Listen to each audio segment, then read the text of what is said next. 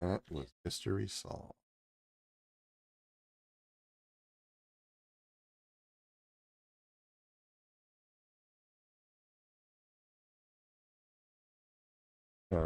What time are we at, gentlemen? Oh, we're past. I am wasting time. We're past how long we're gonna wait. Ballast. I guess broke down. So.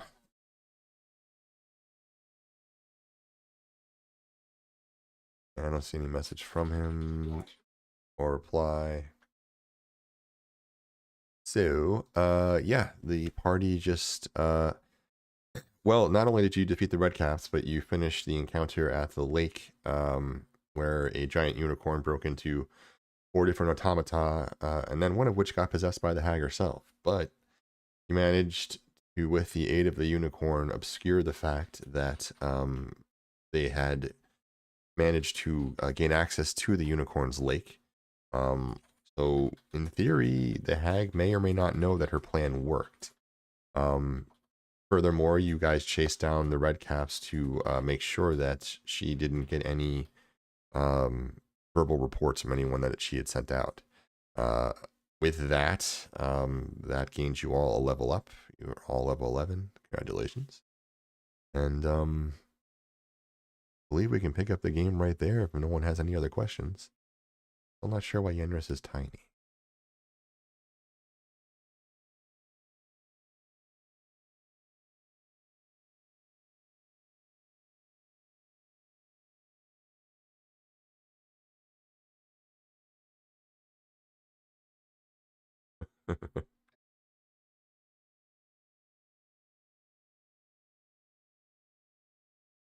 That's possible.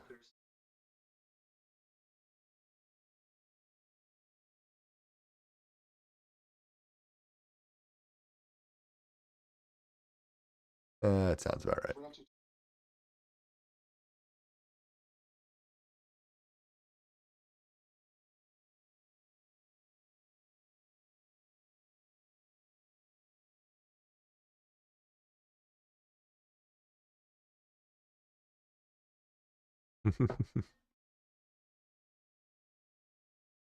um,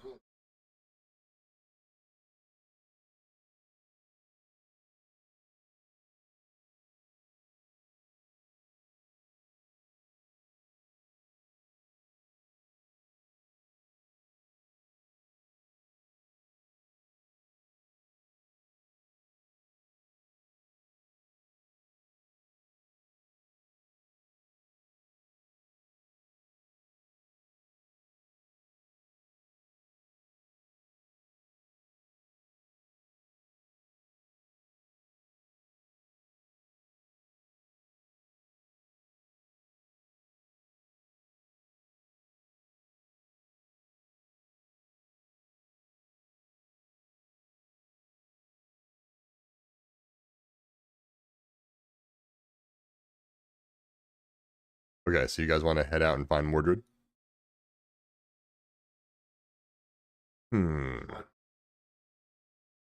Well, I believe you left him right outside the cave, didn't you?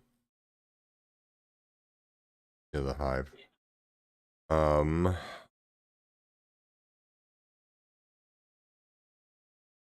trying to think of how much time has passed. No, you did not. No.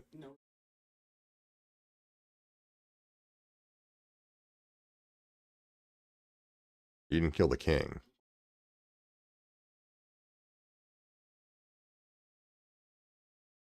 Okay, let me think. You would have gone in there. You would have had to have at least one long rest. That's one night. Then you would have gone to the unicorn place. Unicorn's Lake, right? You went right there after the cave encounter? Okay, so theoretically it's the next day. Is that right? Yeah, okay, all right. If that is the case, then you may fly. Well, I assume you all have your routes of flying, but the carpet. Um, over thither and back to the entrance of the cave.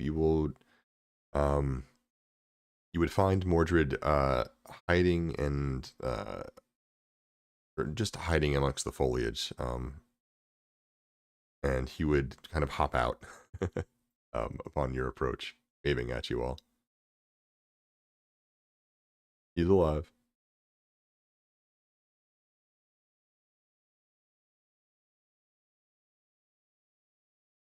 Go ahead and roll perception.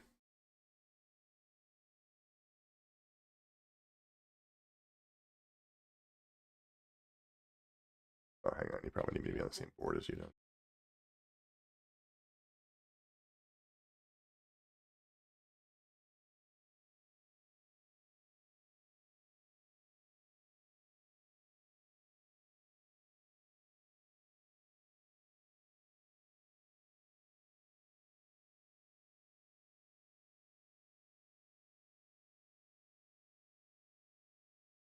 No, you're technically in a forest right now.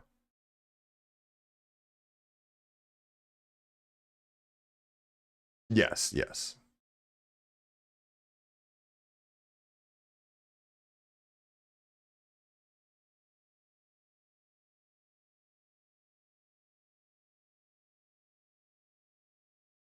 Whoa, 28. Okay, with advantage.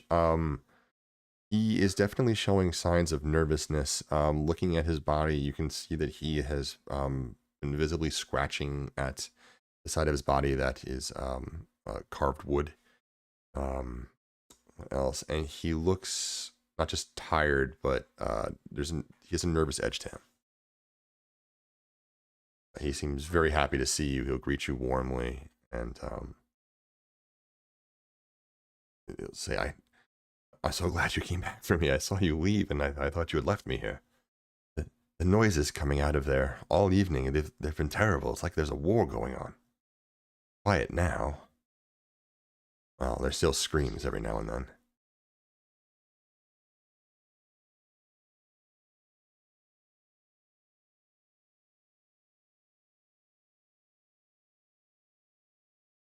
He gives you a skeptical look, but he's like, I'm sure you did what you thought was best.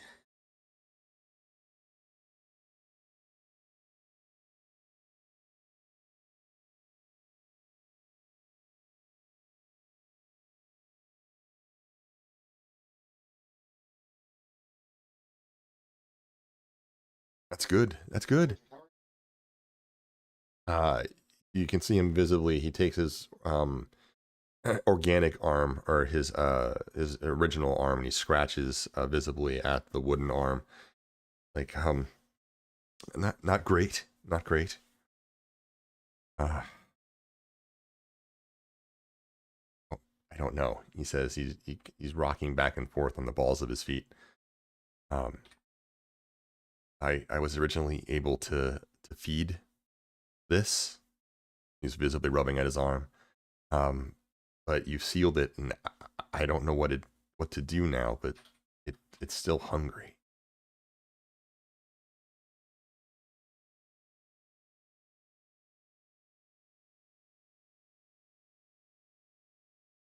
Mm-hmm. Part of his body is just regular Harengon, rabbit man fur. The other half is smooth, polished wood. It moves the way his body would, and it's vaguely shaped the same, but otherwise it's polished wood. Mm-hmm. Yes,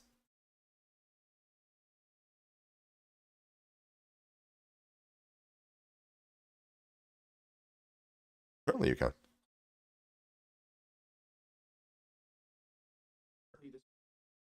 Say you can try. No, no, no.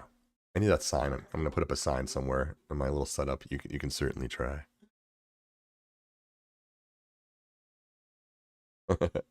No. If you cast Mend on him, he'll look down and you can see the scratch marks heal up. He'll look up at you with gratitude in his eyes, and he with genuine gratitude he says, "Thank you, thank you. It's a bad habit I've gotten over the years." or over time, I guess.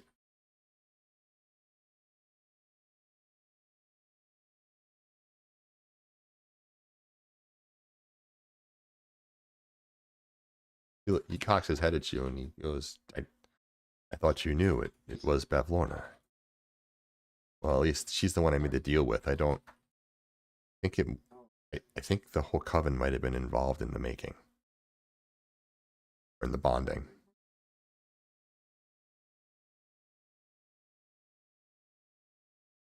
Certainly, Endlin would have been involved in the weaving.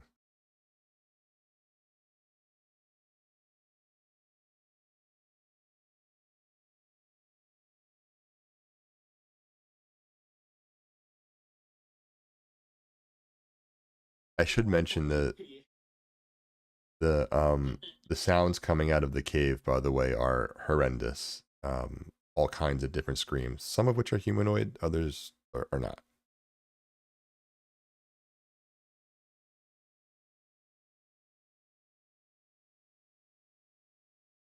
He shakes his head with wide eyes. No, nothing's come out. Not that I've seen, anyway.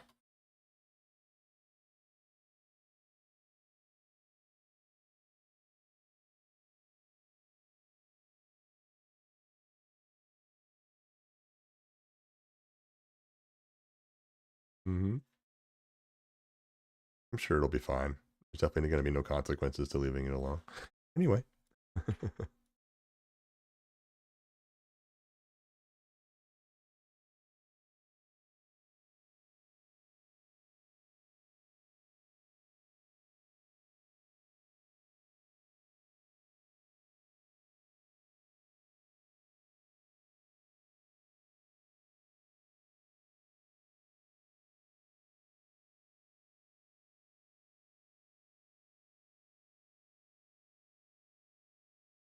No, they're at I think, is it Little Oak?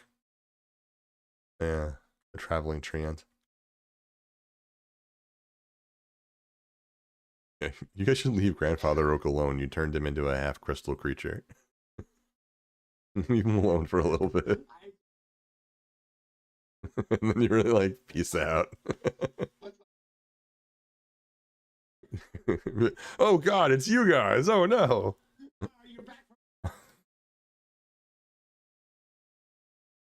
No, no, no. It's like I haven't uprooted in 200 years, but here I go. All right. If you're flying towards Little Oak,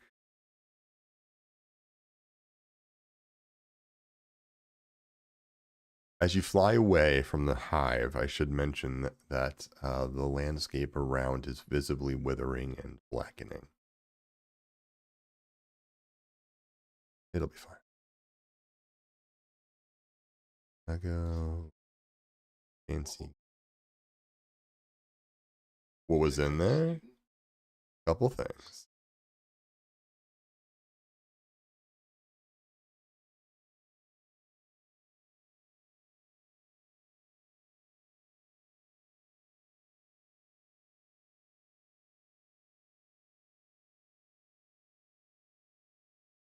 Well, you cast it out into the astral sea.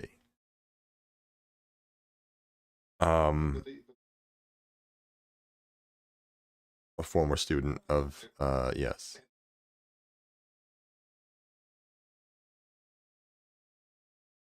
Potential insight.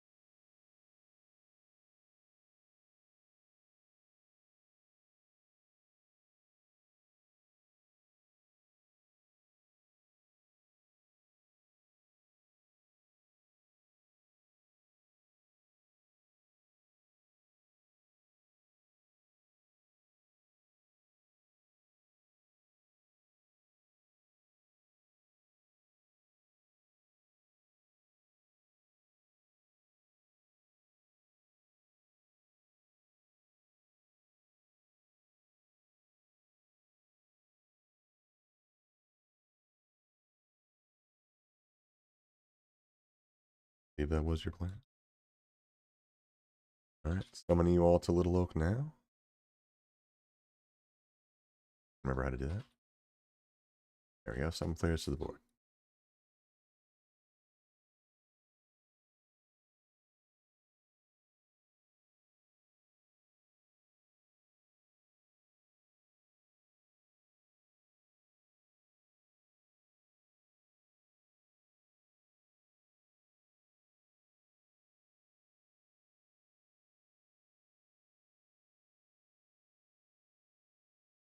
Yeah, you have it physically at least. Yes, you guys have taken 2 names off that list.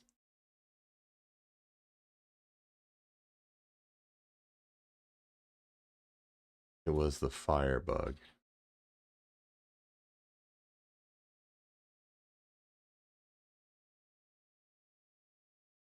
Everyone no, not the dwarf. I don't think so. Whichever one was connected to, I want to say the Shroud Mother.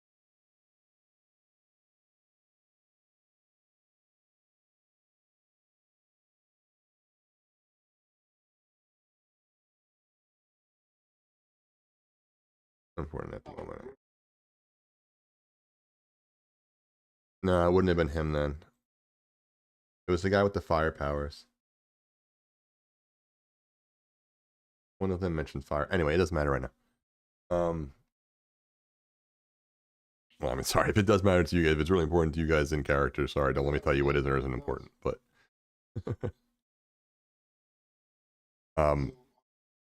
yes. So I summoned you guys to Little Oak. Just FYI, you guys did identify a very large demon in the upper tier of the hive, the upper levels of the hive. You decided not to fight it. Totally fine. You also did not loot Celine's corpse. That one you might come to regret.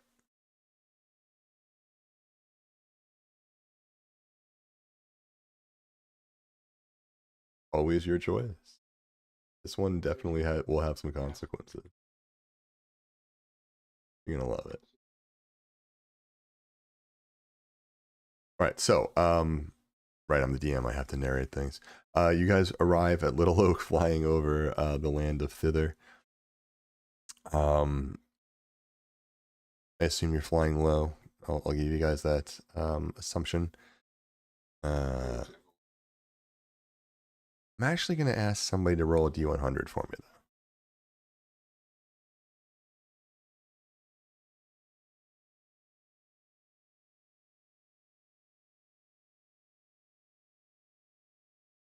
Okay.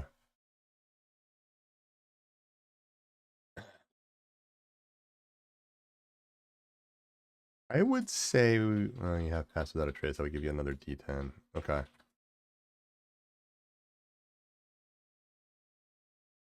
Right. Doesn't it give you an addition to the roll? Anyway, you got high enough that you're able to fly through unaccosted. Debating if I wanted to give you a glimpse of the creature through the clouds. I think you're flying. Yeah, I think I'd like to give you a glimpse of green. All right, so as you're flying low over the canopy of the trees, above you in the dense clouds, you see a dark form fly over. You see its shadow coming first. It flies on silent wings. Even with high perception, you don't hear it coming. It's only until it's right upon you that you hear a flap of its wings, and you can see a single long, overlong set of claws reaches out, just sort of lazily drifting through the clouds, and just the tail end of the creature as it comes down again. Even the tail, it's very, very clearly draconic, but it's elongated and of some sort of species that you've very clearly, or you never seen before, and something about it just looks almost unnatural. Anyone who's familiar with the draconic races, this being is, it just looks malformed almost, even from what you can see.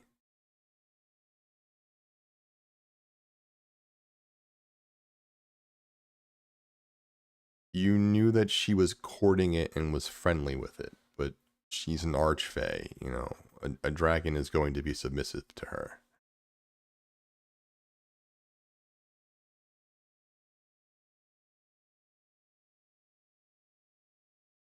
But otherwise, you will arrive at Little Oak unaccosted. Upon your arrival, your friend Will of the Wilds will float down from the trees, and well, actually, he would probably meet you in the air, and to give you a low whistle and go. That was a close one, guys. He flew right by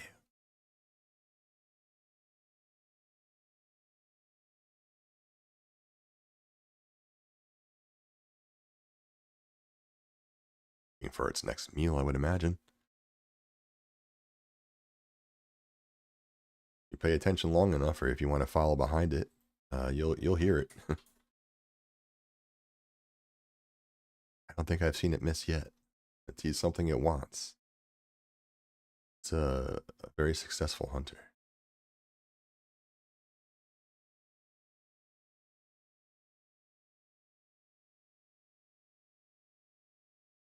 Oh yeah, I don't know what kind of dragon it is. I've never even heard of something like that.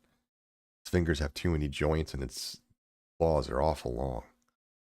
Like nothing I ever seen. I've seen some weird stuff living in Prismeer. Say that, even before the fall.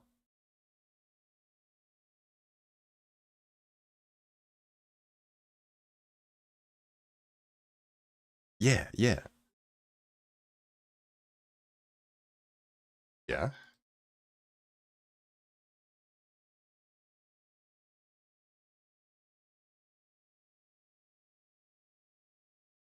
It's a loss. Oh, there's a miasma over the town. Oh yeah, there's a fog there. It doesn't hurt you or nothing. It just makes you really like the place.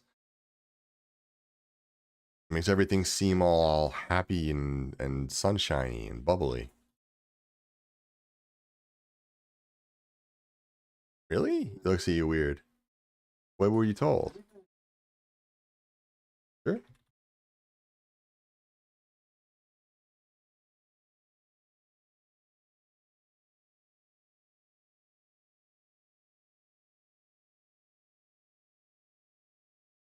Will's a boy, but yeah, no worries. The straight 14. As far as you can tell, he's telling the truth. No, he seems exactly the same actually. Young lad, olive skin, um, pointy ears, complete. Yeah. Oh, he's dark skinned pan basically.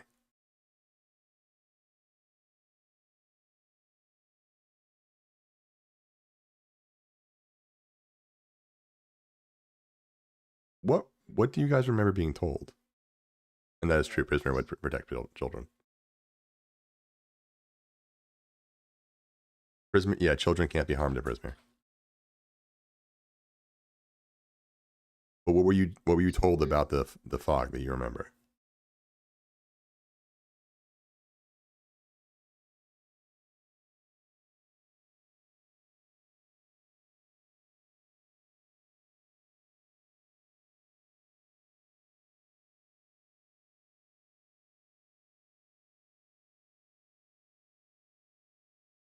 Okay, yeah, okay, yep, that's accurate. Well, from a certain point of view.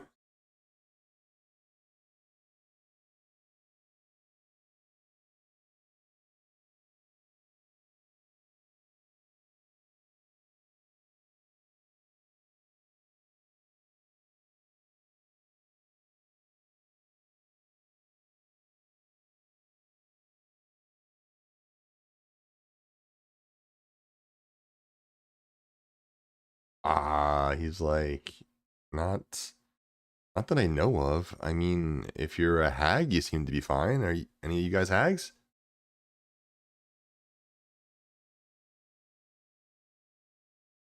Both of his eyebrows shoot up. I mean, that might Protect you? I don't know. I don't, you know, no one gives you a pamphlet when you go into the place. We were brought in as workers. It makes it for us as kids, it was like we were in a toy land making more toys, but it was just a workshop for a hack. I mean, we aren't making toys, they're just cursed toys.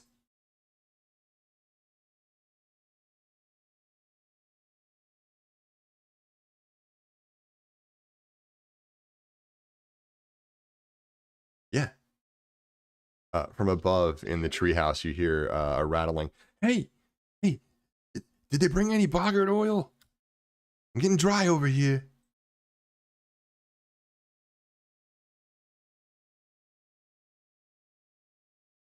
He's like, Squirt wants to know if you guys get any boggart oil? You promised you would. Yes. He's like, that's an like, are you telling me you didn't? He's gonna be awful sore. You ever seen a grumpy oil can before?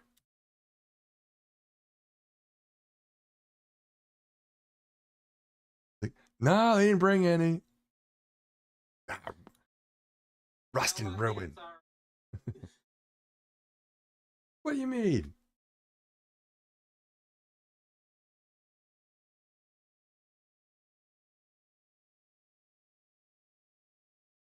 He's like, yeah. So, my plan is, and he holds up this metal key that he has. It's like really crudely made.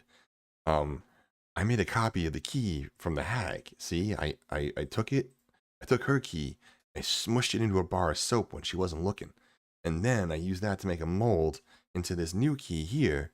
Now I can use this to get around Loomlurch. It's a great plan, right?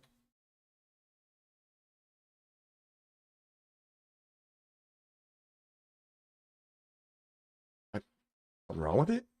You got a better plan? The kids, all the other kids that are stuck.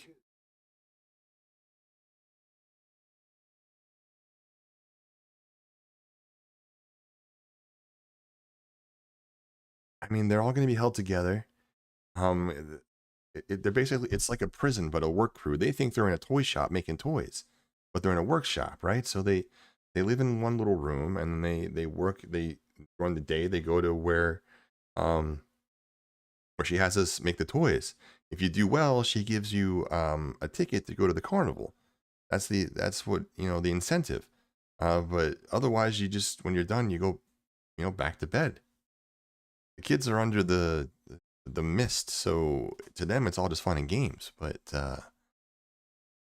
they're being worked to death.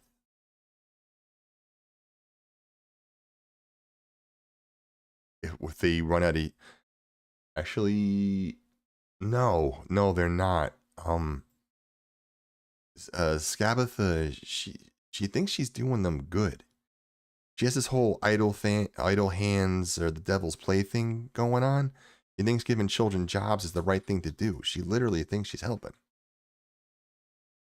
Pretty sick.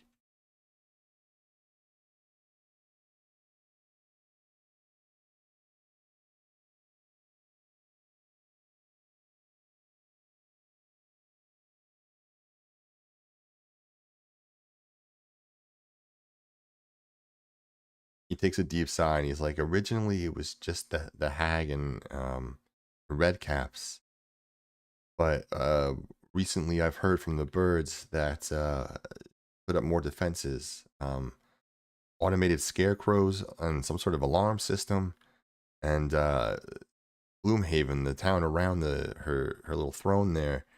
It's been really active lately. Something big's going on. Some big muckety mucks are coming through. Two or three like grand hags or something like that. They're visiting, so it's a pretty big to do right now.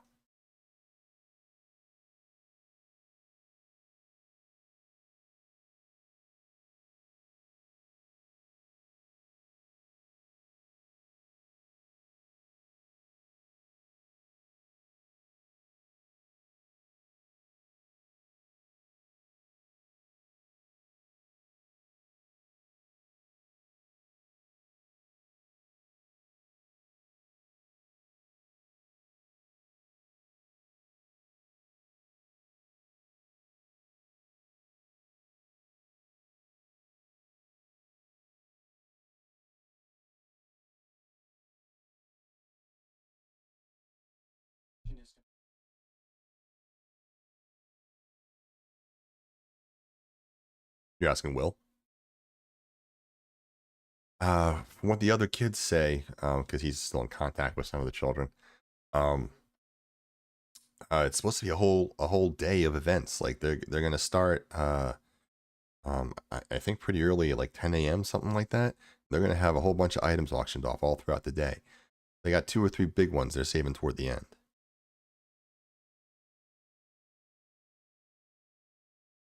Scabatha's real excited about 1 or 2 of the hags visiting. She's hoping to make a good impression and make some relations. She's I guess Will would know this. Um, she's looking for something important, something to do with the town itself. I don't know what it is. Something to do with um the loom at the center.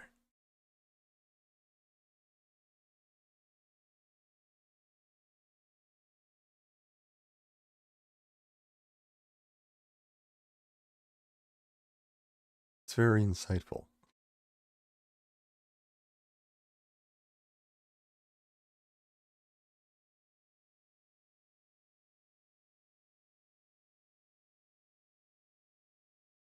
They're not locked up. They're doing work, but they think they're playing.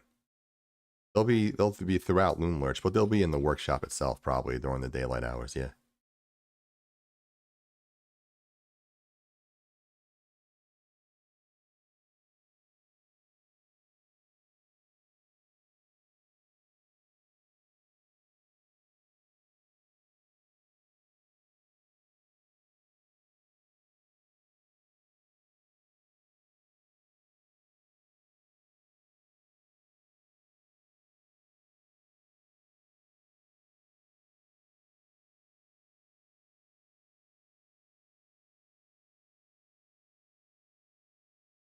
Oh, there's lots of doors in and out.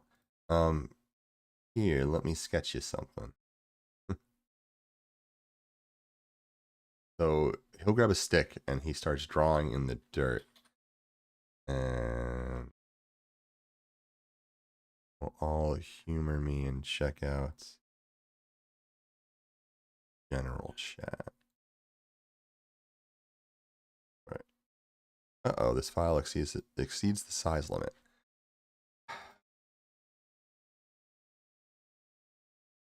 Come on, guy. Let me try this. Not getting nitro.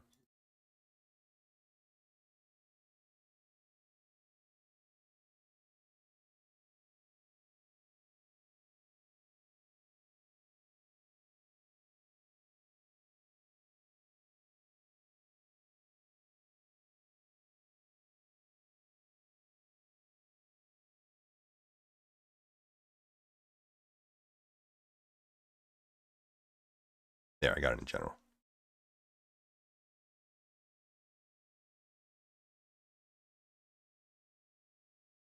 Yep. Yeah, this is her house. This is Loomlurch. There's the big tree. That's the darker middle spot there. You can see where the scarecrows, those are new.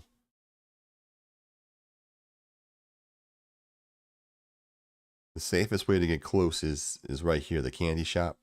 That's run by goblins. They're nice, and they'll just trade you. They'll just treat you honest with trade. You can get close to the building there.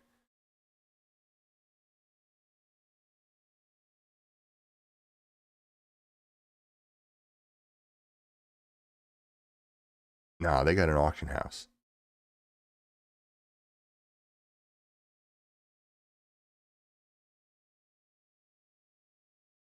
One of the big muckety muck hags is coming to do the auction.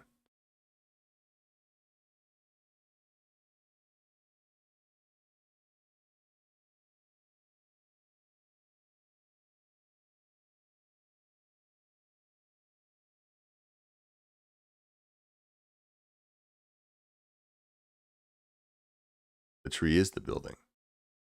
Hollowed out. A massive tree.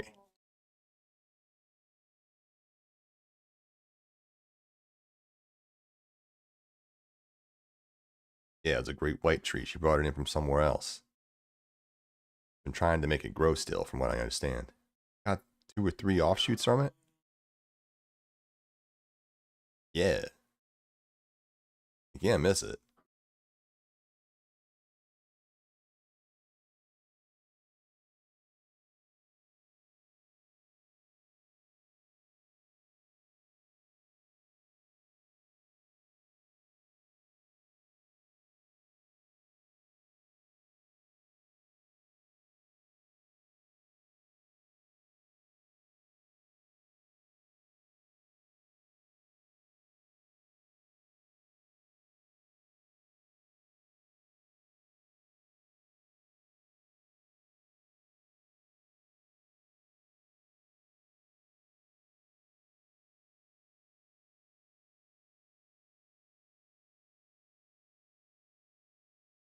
Yeah. Would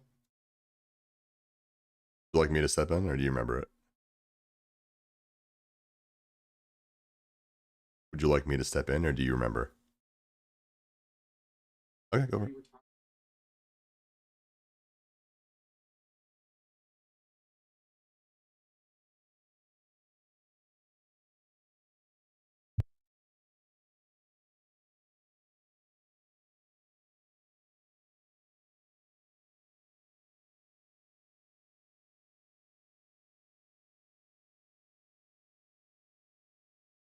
They gave you, I don't remember off the top of my head, but they gave you some sort of worked wood item that had goblin like code carved into it that they suggested you share with their cousins that were stuck in thither.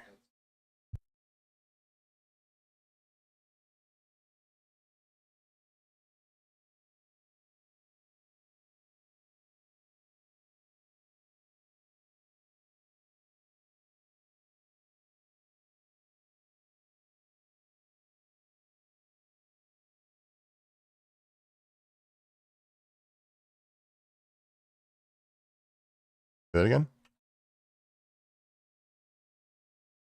Oh, the arrow saw the on the picture. Yeah, no. Will's like, yeah, this was the way I was gonna get out, and I thought we could escape through the candy shops. I'm giving him different accents randomly. That was my plan.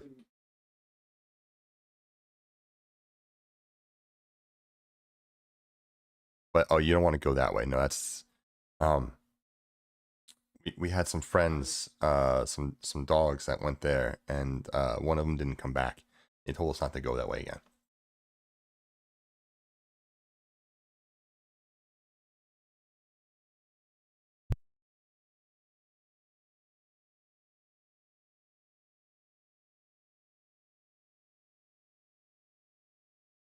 It was one of the ideas, yeah.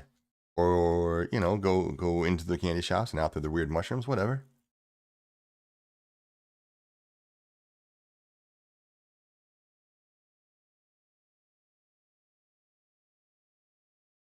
Uh, oh, I don't answer that. Hang on, I have to pull up the actual map of Loom.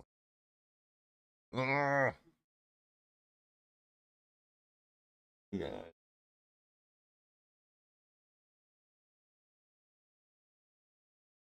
Just jump in, guys. It's fine. Fine. Strategizing. Stop that right now. You guys didn't find that yet.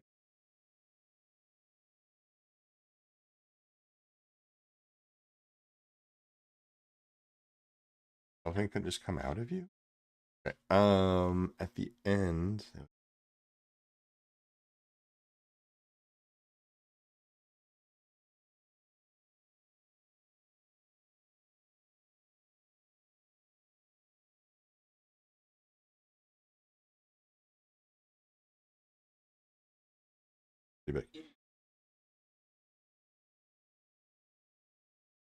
Yeah, he says that's the study. The door is ajar.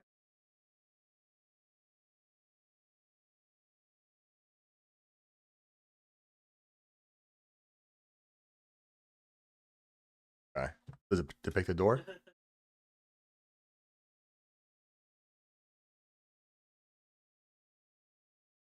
Yep, there it is. That's the one I wanted. Yeah, so there's a way in there, and I think the other end, the northern end, I'm gonna call that, is I think it just goes right into dirt. Like there's no exit out. So I'm counting one door at the southern entrance. It looks like there might be another door near the goblin camp. Then there's a door right in the middle that I would suspect is the main entrance that you can see in that other picture. And I think that's it. And there's probably another door on the other side, according to the other map. Yeah, there's the other picture.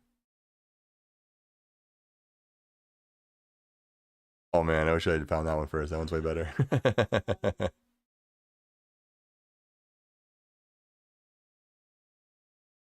Yep.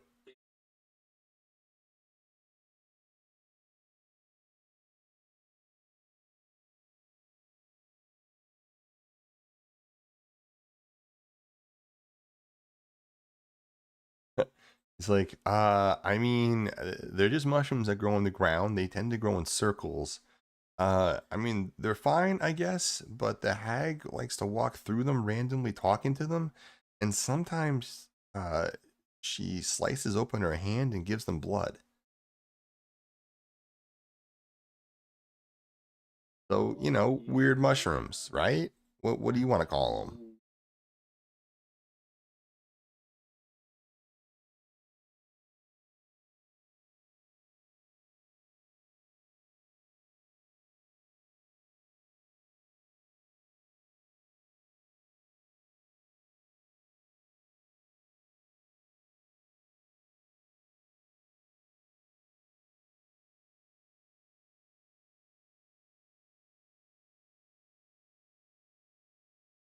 Yeah, yeah. One goes kind of closer to the Goblin Town, but the other one goes right to that southern exit or entrance there.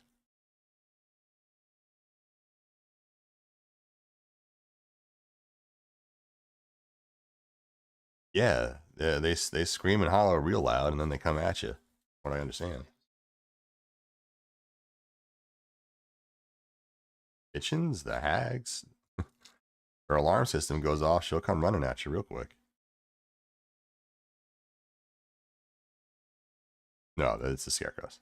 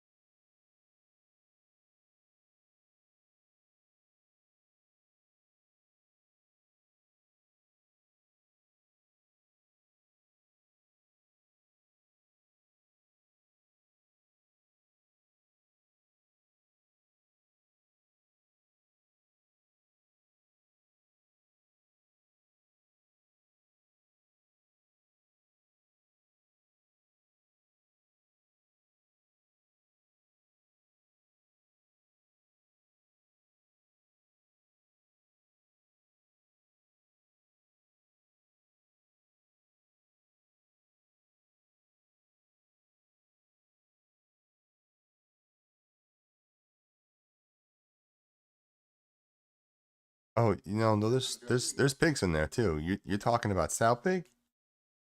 Yeah, she's got a room in there. Yeah, yeah, it's in there. Actually, no, he wouldn't know where. No, I'm not sure. I know it's in there, but I don't know where her room is. The kids aren't given free reign. We stayed clear away from her. She was scarier than anything.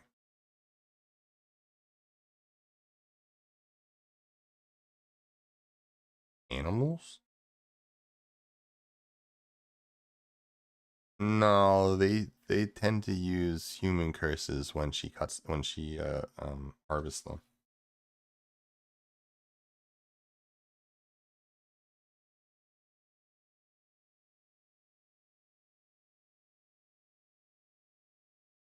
Like,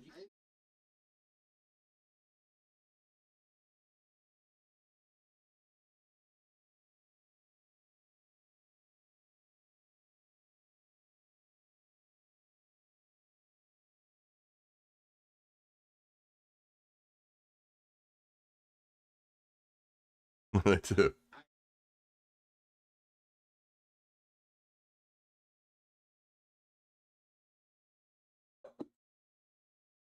Oh, well, ha ha ha ha ha.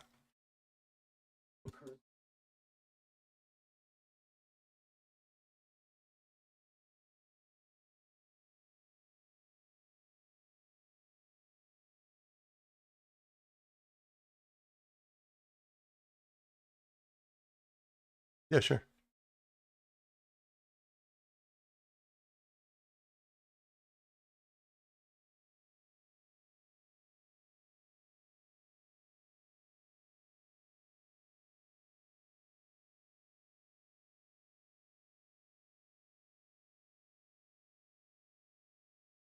$16, I believe. Password for that was Bandersnatch.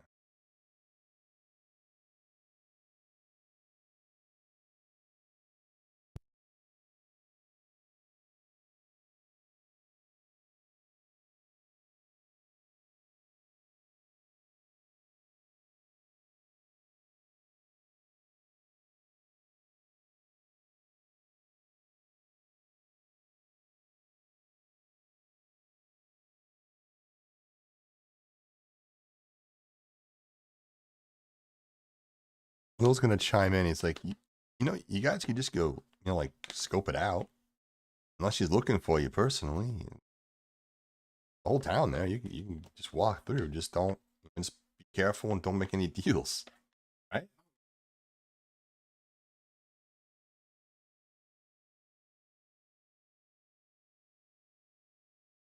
believe it's 10 days remaining after that last long rest.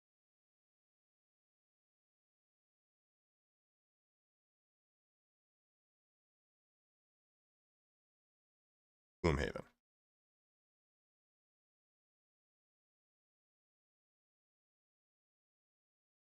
The Witch Haven is an apt description.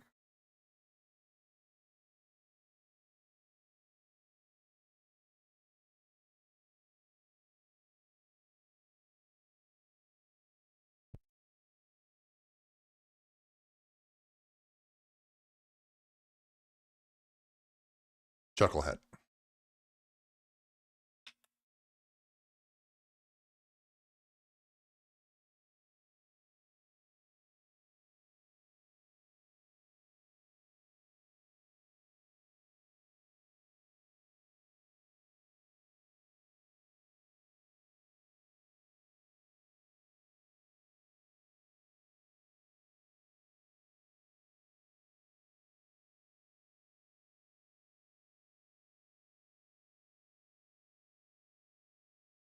You'll know him when you see him.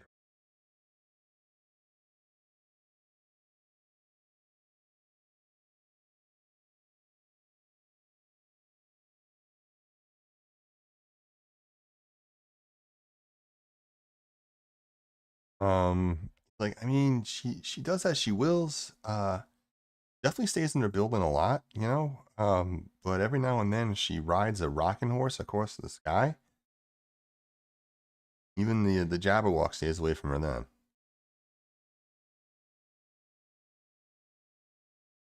It's a weird sight. It's pretty terrifying, to be honest.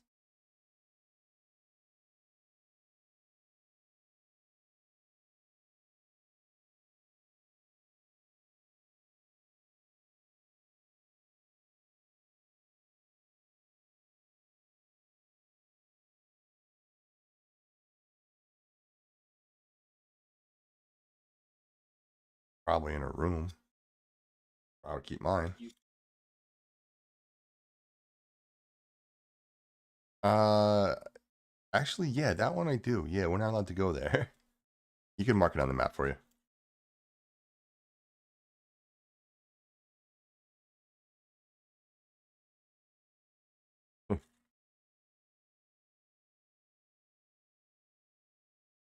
You're weird, but yeah, no, go for it.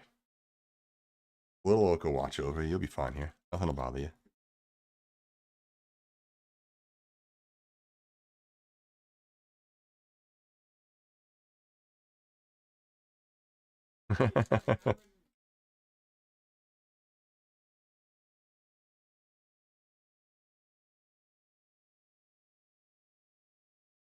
Would anyone else have any activities to do before you attempt to rest?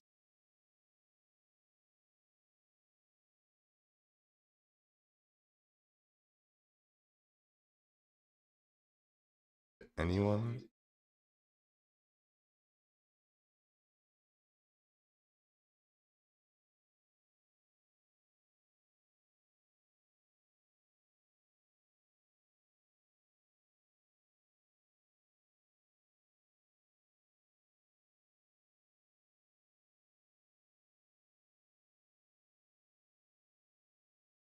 Chaos surges? No, I don't remember giving you that one. When we get to about 4 hours into the rest, can someone roll me a D100?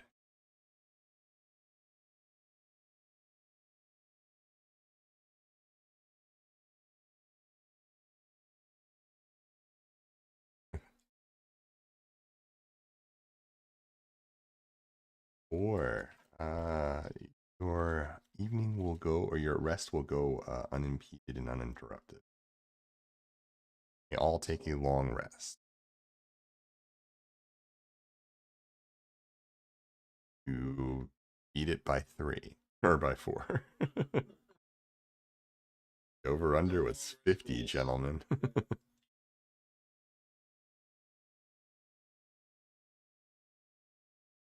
Aha, say.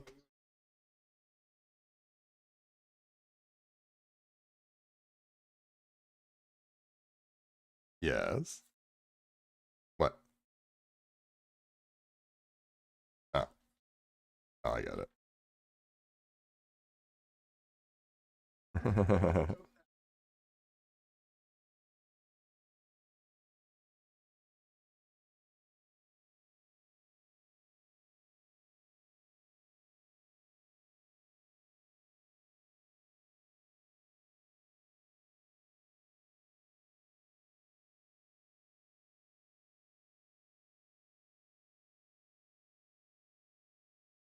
Only there was a way to improve.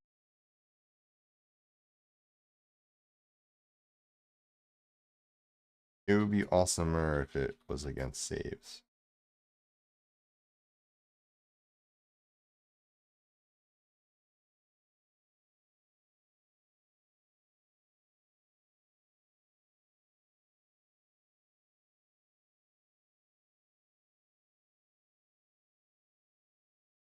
That's true.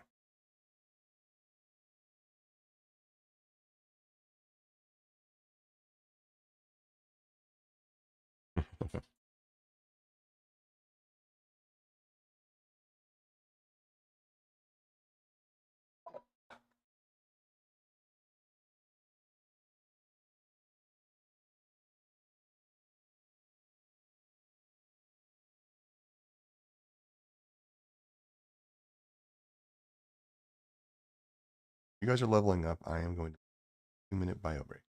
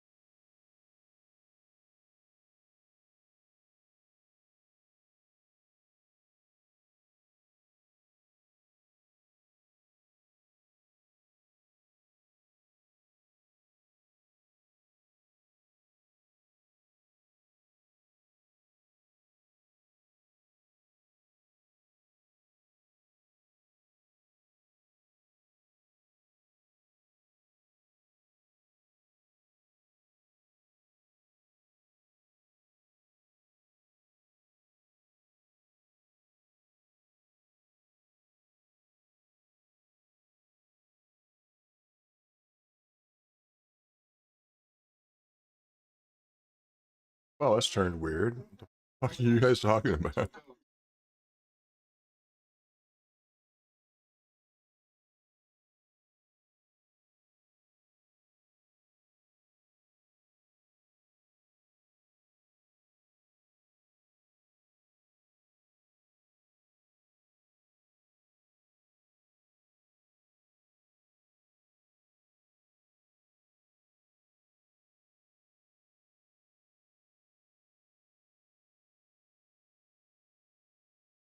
He's like, he thinks, and he's like, yeah, they don't use regular money there.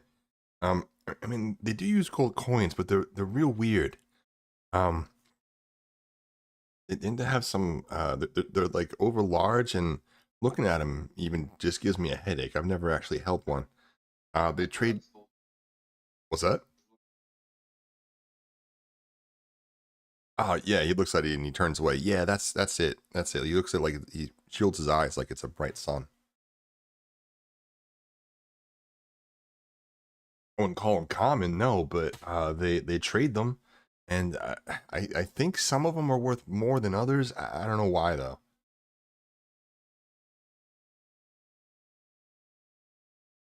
Well, if you're dealing with the goblins, you can pay in coin. With the hags, you got to give them something they want. They trade a lot of little gems, little tiny things.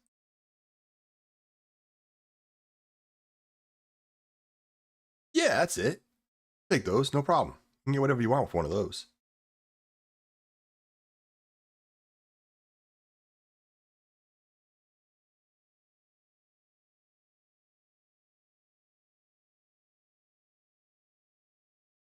The League of Marvelous Magitech. He's like, yeah, they got a shop there.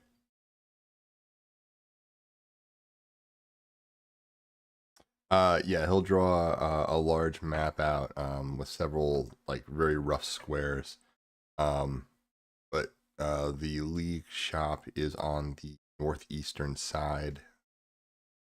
He's like, yeah, you really can't miss it. There's a giant airship above it.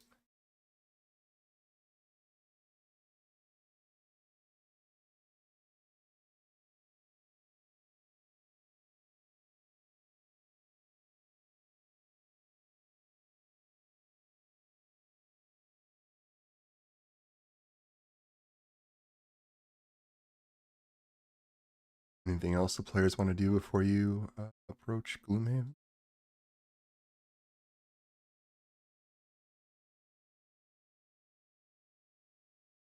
I wouldn't just walk in there. That's your plan. No, you got to be there. That town is by hags for hags, and just for them. You need to look like a hag or be on hag business and be able to prove it. They suspect you're not. I mean, they're not gonna attack you, but I mean, they're gonna try to entrance you inside that town. Good luck.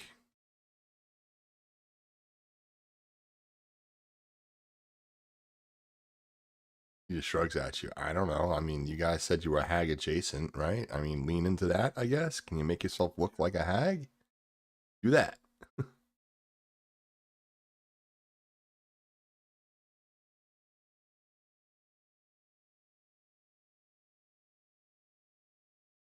We're good.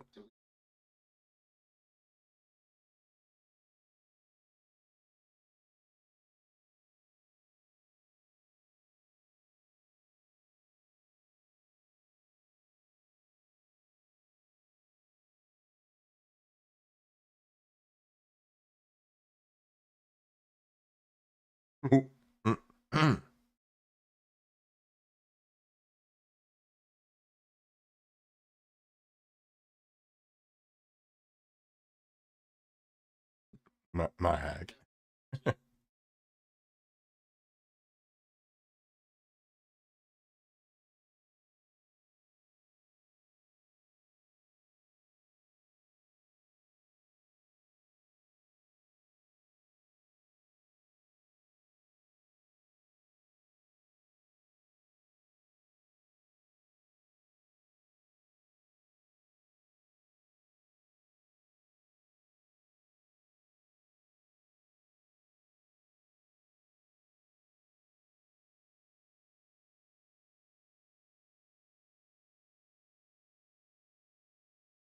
Oh yeah, yeah, tons of them. To and fro, sure.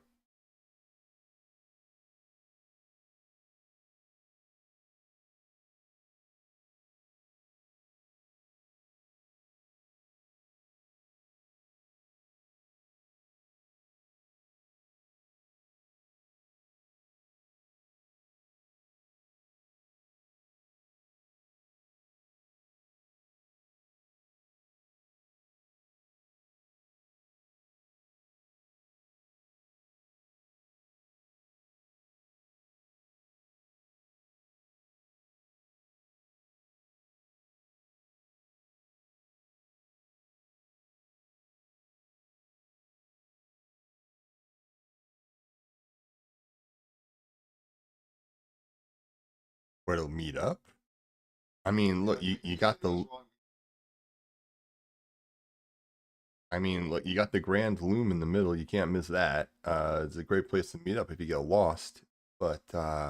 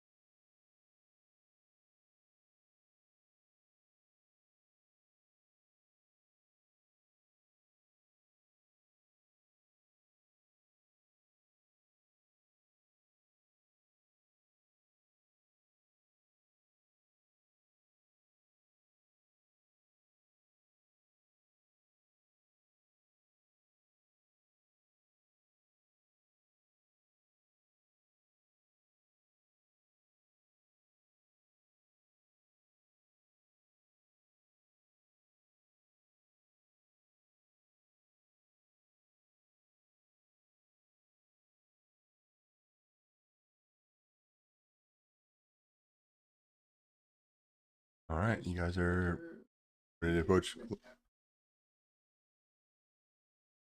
So you guys are approaching Gloomhaven. All right.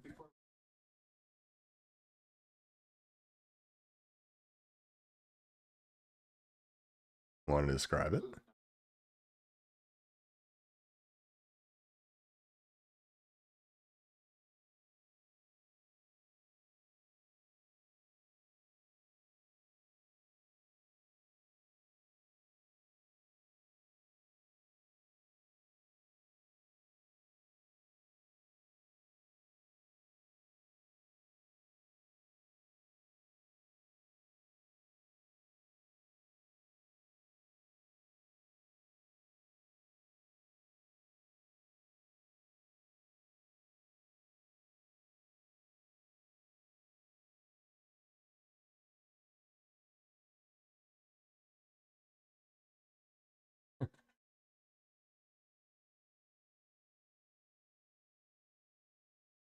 Very Fomorian. Nice.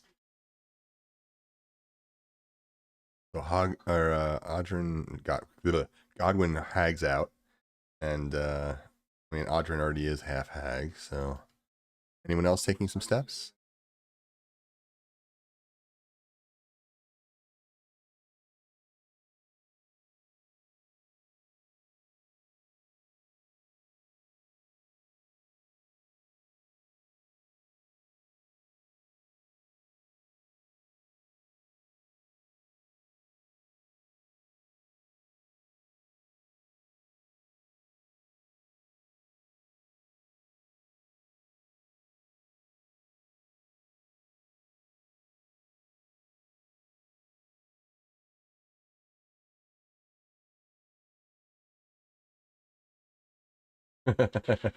Whoa.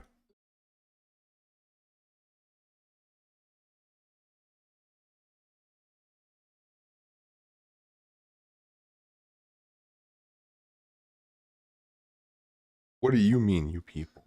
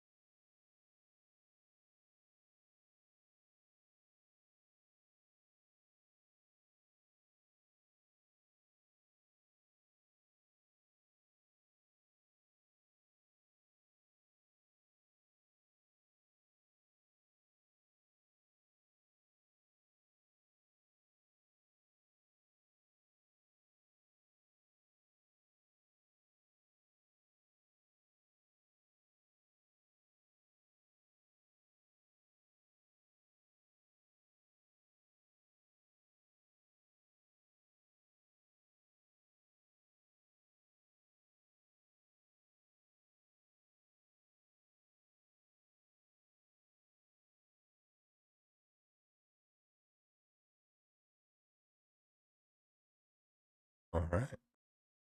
Party is ready to approach Gloomhaven. All right. So, are you taking the flying carpet again?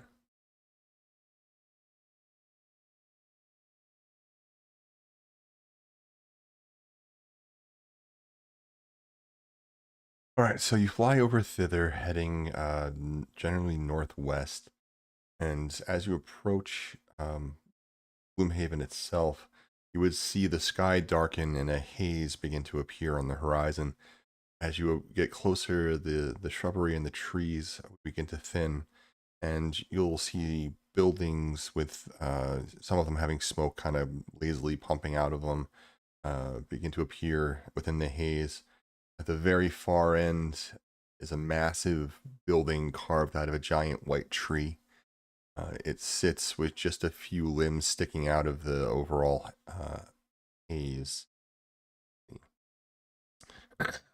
As you settle down, as you set the carpet down and begin to approach the town on foot, the trees thin as the path bends, and you find yourself standing before a settlement stitched together from mismatched timbers, gleaming chimneys, and sagging candy-colored rooftops. Lanterns carved from gnarled gourds sway gently in the still air, their soft glowing giving the town an amber haze. The scent of sugar and damp moss drifts toward you, warm and strangely comforting through the evening breeze, though it carries something sour beneath it. A faint humming rises from inside the crooked buildings as though the whole town is quietly talking to itself. A wooden sign hangs from a bent nail of the entrance. The letters shift when you look away, but they read the same every time you look back directly. Gloomhaven. Beyond the sign, narrow streets twist like the roots of some old tree. The shops are hunched against one another, their windows full of charms, pastries, bone fetishes, and other stranger things, some of which look back at the party. Every door seems to beckon you. Another distinct feature as you approach the town, not just the large tree at the far end of the town, but in the very center, there is something unlike anyone has ever seen before. It appears to be a massive structure made out of different over large bundles, or I guess balls of yarn, all stacked on top of each other with some sort of large wooden skeletal structure holding it all together. It's massive and it towers over the rest of the town. That will bring you all to the board.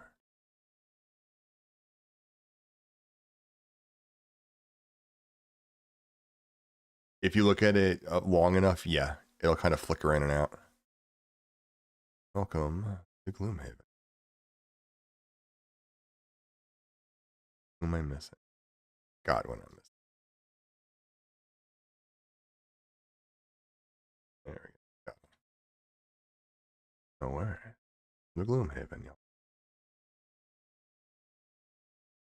As we get close, I would like everyone who isn't hag adjacent, basically Yenris and Diago, please roll me a charisma save as you breathe in the sweet, sour air of the fog that surrounds Gloomhaven.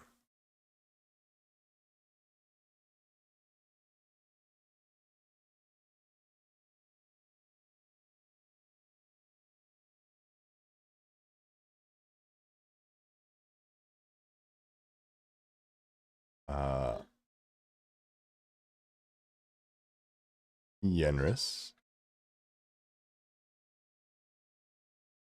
can you roll me a charm save, please, versus the effects of the gloom?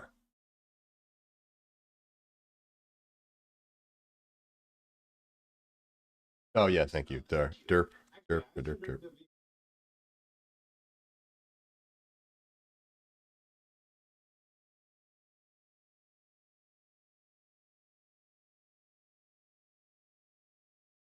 With both of you rolling 12s, all of a sudden that sour undertone of the fog vanishes instantly, and the whole place smells pleasantly like hot cross buns. Even the buildings seem to take on a lighter, airier tone as the colors brighten, and you just feel very comfortable and more at home here. That the town is yours.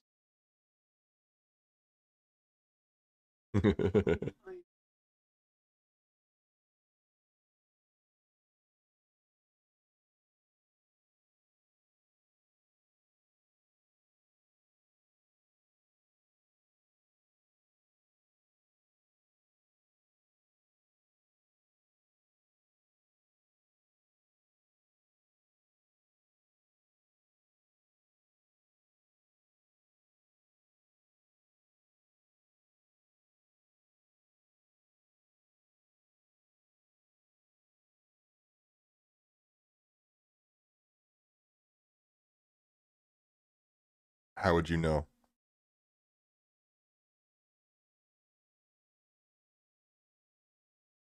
Yeah, just you and Yenris. The place smells delicious.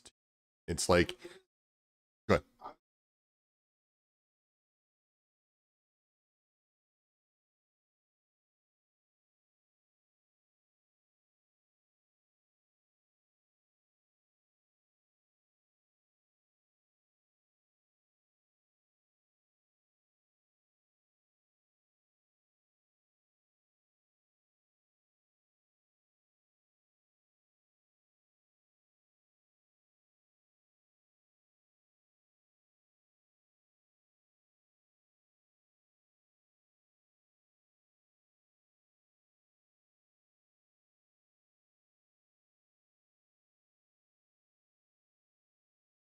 No, I mean you're less you feel more comfortable here.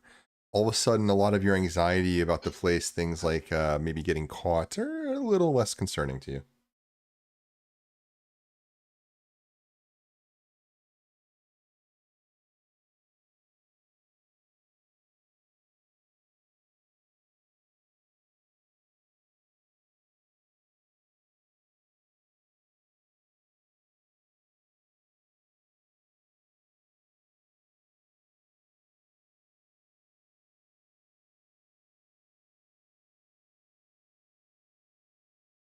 Well, go ahead and give me a perception roll.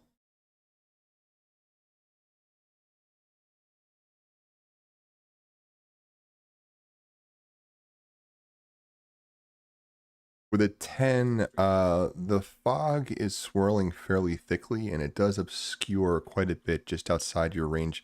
Your range of vision is only about 10 to 15 feet. You can definitely hear footsteps and voices in the gloom. So there's definitely people walking to and fro in the crowd. Occasionally you can catch the glow of a lantern's light, but it tends to scurry off. Immediately you might be able to see this gentleman right here, the 10 anyway.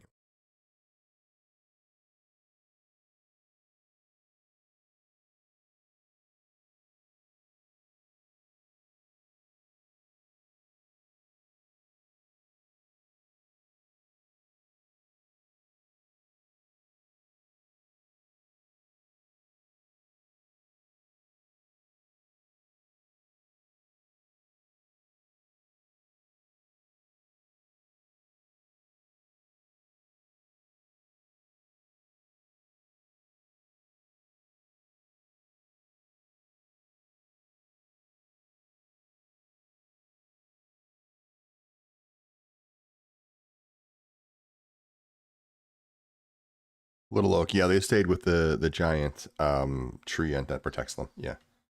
Will was under the assumption that you guys were all kind of scoping out the place.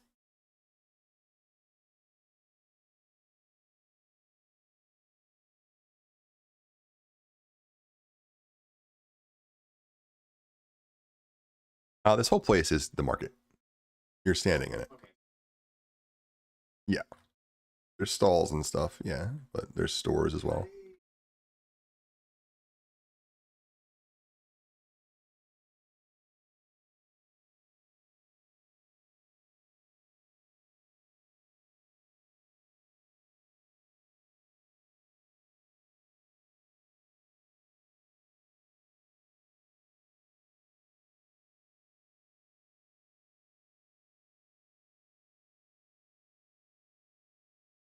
longer than I'd care to be, yeah, but I do a good business. Things have changed a lot recently, but yeah, what can I help you with?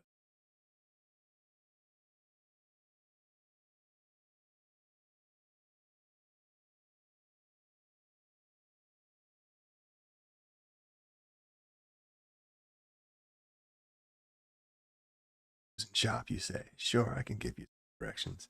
As the mist swirls, an older dragonborn is revealed before you. He has large horns on his head, one of which has been clearly sheen off. But he's wearing rather rich merchant garb. Uh, sure, I'm happy to give you directions. Suppose you wanted to throw me some patronage on your way, though, huh? Name's Muckle, by the way. Muckle. Muckle Finnet.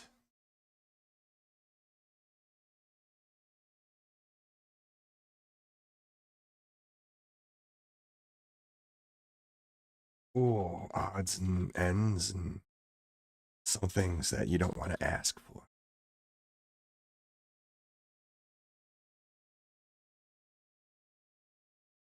Depending on what your business is here, I might have a better idea of what you're looking for. These lanterns here, but those are only for. Well, I don't think you're gonna need those. He looks you up and down. You're. Oh, actually, he wouldn't be able to see your thralls. A rope right here. Look ordinary, but it has a charge on it that'll warn you when danger approaches within 30 feet of you. Only worked the once, though. Got a nice jerky here. Will fortify you nicely.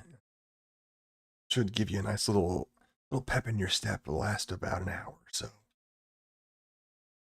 Bandages. Let's see. Spindle thread tinderbox. Magic flame that'll never blow out no matter how dense the fog or windy the breeze. Or are you looking for something a little rarer? The guy's got a whole cart. Like he's just gonna start throwing wares at you.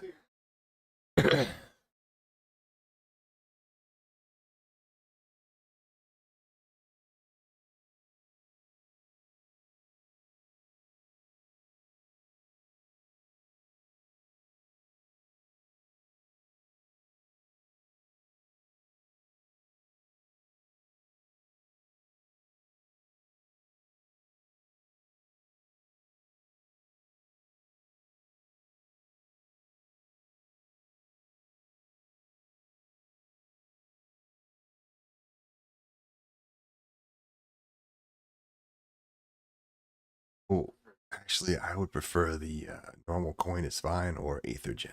If you have any.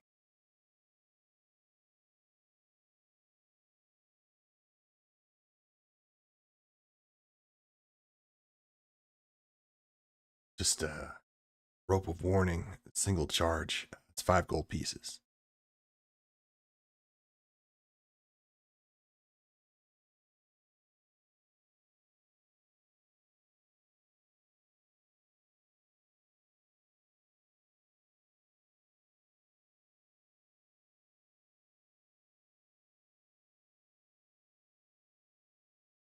Okay, he accepts the gold pieces and he hands you a rather frayed rope, but there's a single silver thread that is woven into it.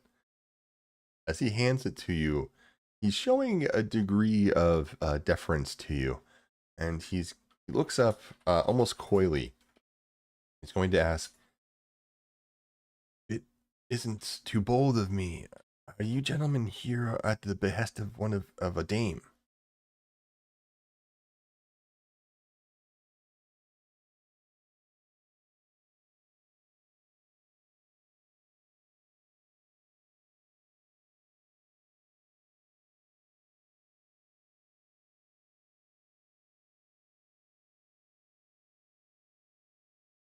He gives you a sheepish smile.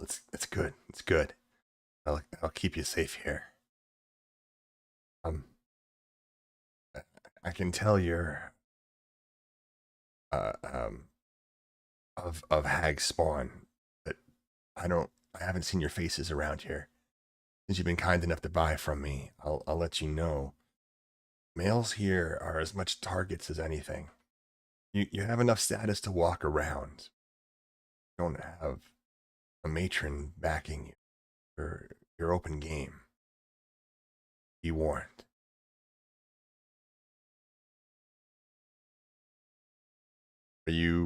Are you visible to him?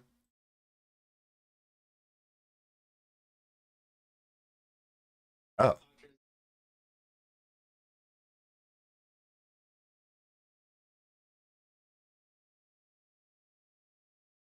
he has the whole of it. You're either sport, or if you're interesting, they'll try to enthrall you.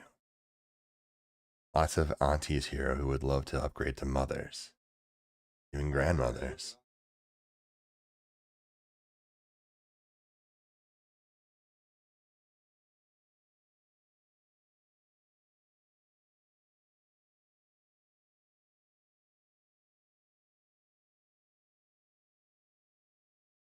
If I might,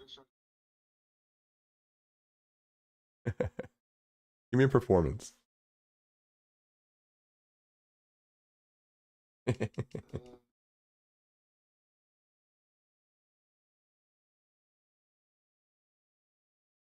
I'll allow it if you can tell me how you do it.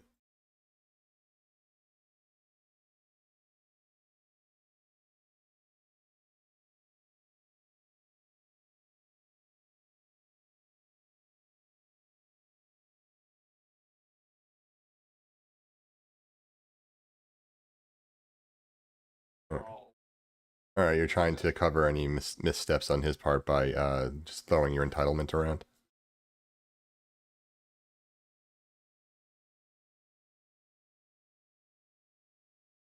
All right, I'll allow it with advantage.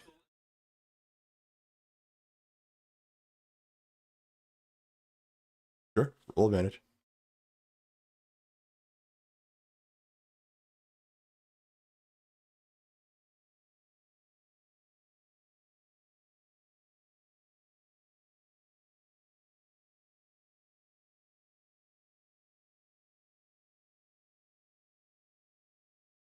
Good enough as he eyes you suspiciously that you would even dare talk.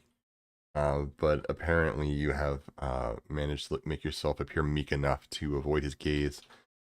He will look at Audrin and he'll say, "You should watch the tongue on that one. There are creatures here that will cut it out if he misspeaks. If I may, I might suggest a trinket for your companion." He it was one of the lanterns that he originally suggested. Your your companion may struggle with the mists here, and as you look, he will pull apart his coat, and you'll see that he actually carries a lantern of very similar design hooked to his clothing. It's overly small. It doesn't look like it's really going to shed much light, uh, but it will give him some resistance to the miasma, if you're interested.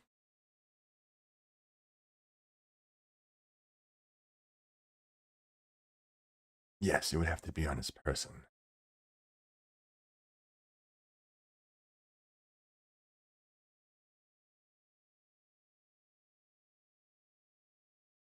Two. Well, he he gets a sly grin on his face. I mean, they're very hard to construct, of course. I could probably let them go for, oh, I don't know, gold a pop, 40 gold for the two. I think that seems fair.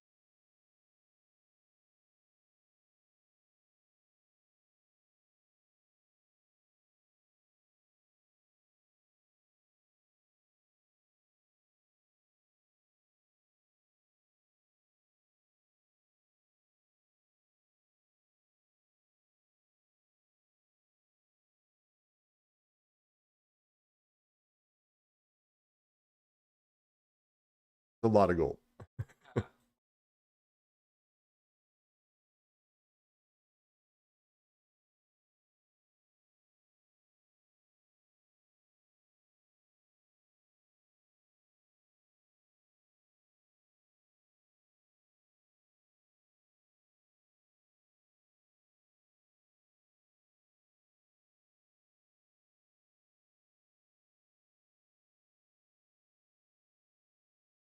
they disappear in the blink of an eye, and you have two. They're about 3 to 4 inch long little lantern charms that can easily hook into on a belt or even be woven into hair if you like. Thank you, sir. The lordship is most welcome, and your patronage is appreciated. If you need anything, please don't hesitate to ask.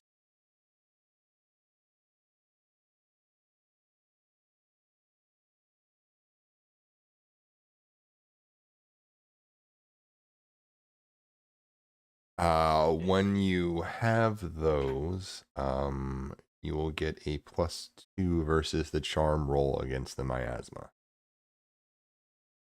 The static +2.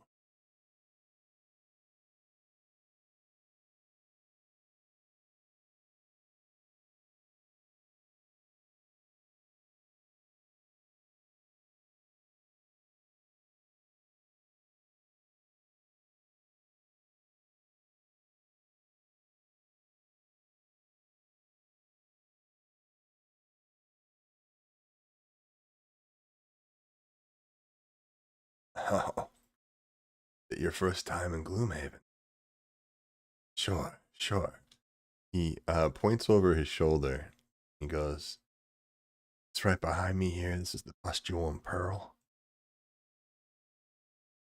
Building across the street." He points directly across. So here, Pustule and Pearl. Here, the Crooked Stitch. Both of them are alchemy shops. I think the head hag has a sick sense of humor. She put them right across the street from each other. They hate each other, by the way. I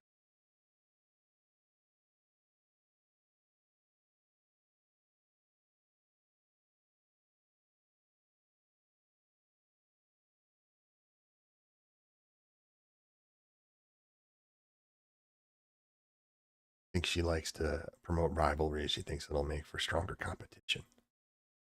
That right there, he points to this building, is the local wand shop, Wither Women Woe. That's owned by an elder hag. Watch your step in there. I think even the hourglass fears her. Call her a grandmother. The outskirts of town, over here, you have the Curse Cake Bakery. Pawn shop in the center of town. Let's see what else. Point out.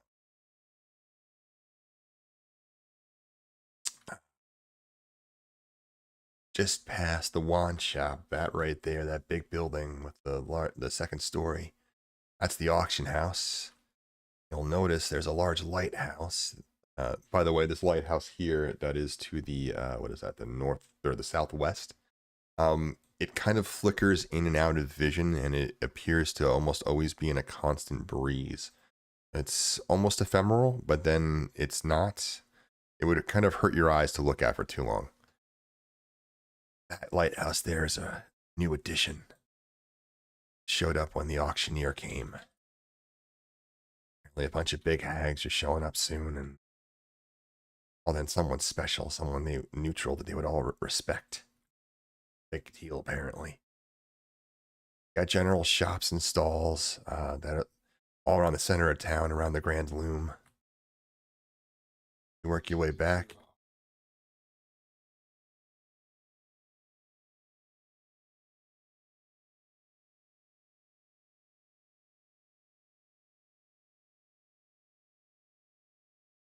Lighthouse, that is, I believe it's the realm of the auctioneer. So a really powerful hag showed up.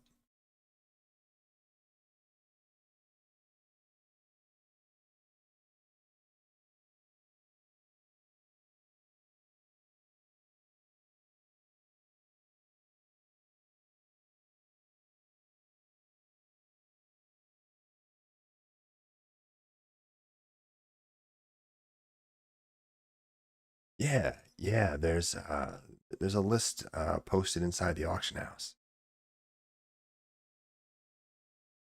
Of course, anything for good customers.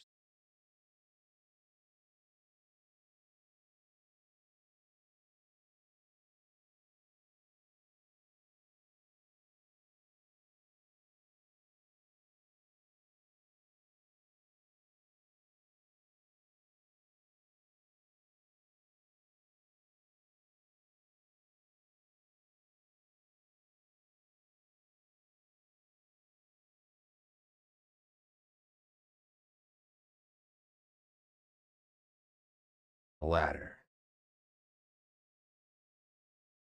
Run by all manner of creatures. Some are goblin run. Locals. There's a barber shop across the street if you want. All the horse of a different color.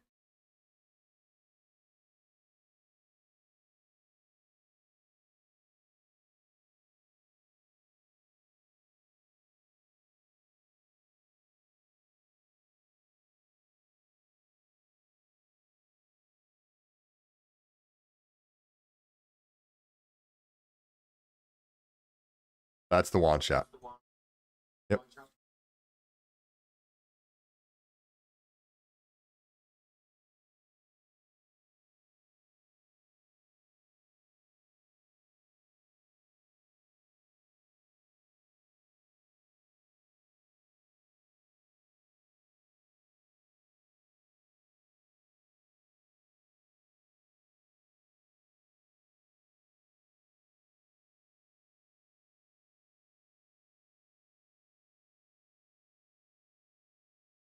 Thank you for the business.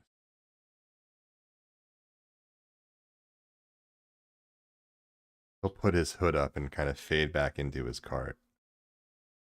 Quite literally.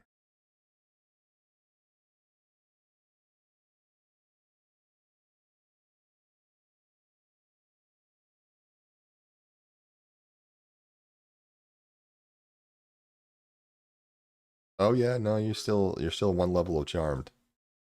I should that reminds me, thank you. Please write down that you each have one level of charmed within the mist.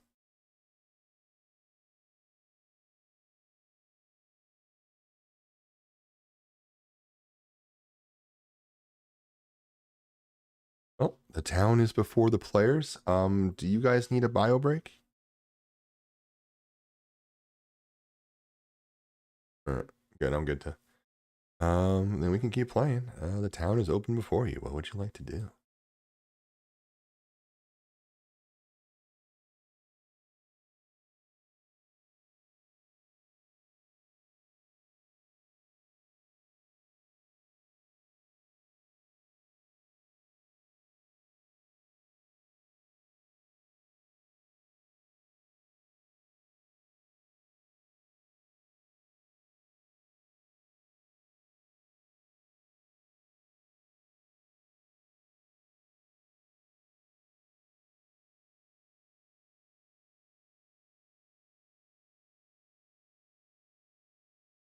It's the large church-looking one. It's directly to the south. Yes.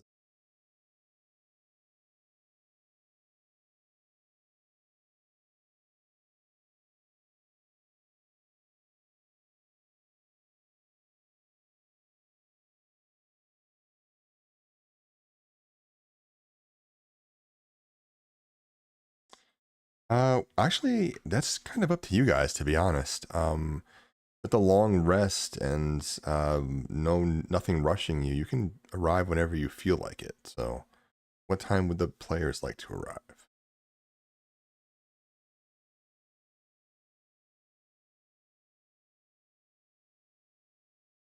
Okay. We'll say, by the way, with a long rest, we're going to move the clock forward one day. So now there's 9 days left till the auction.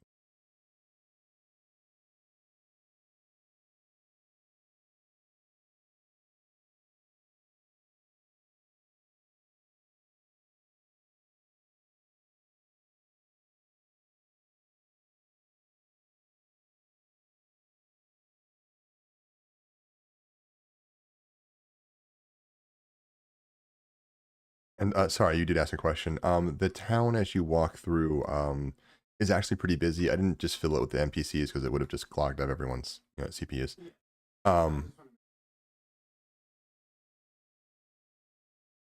It's somewhat lively. The town acts like almost like a city at night. Like there's definitely people coming and going. You're gonna see all manner of species.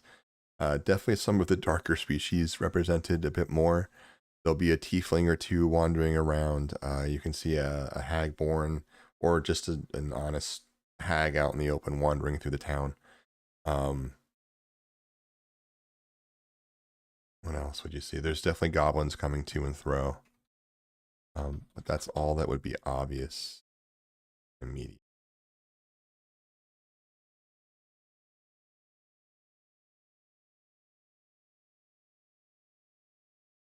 No, the goblins don't seem to be.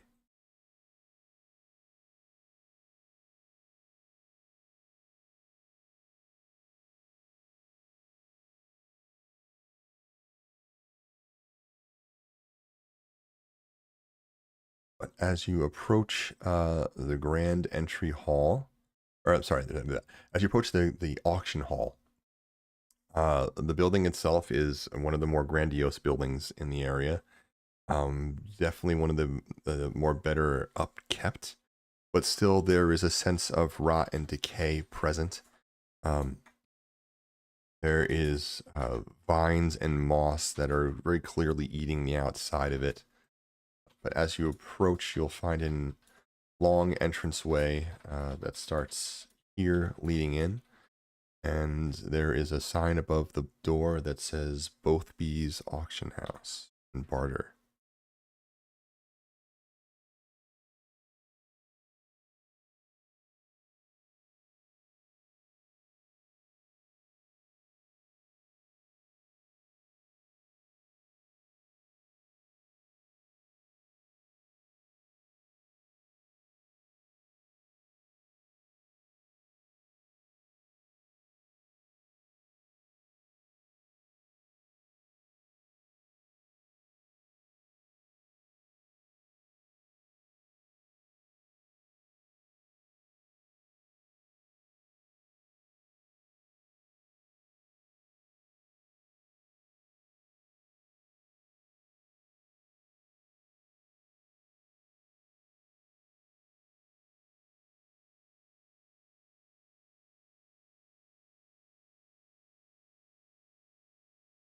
So, one second, I gotta get rid of the thing.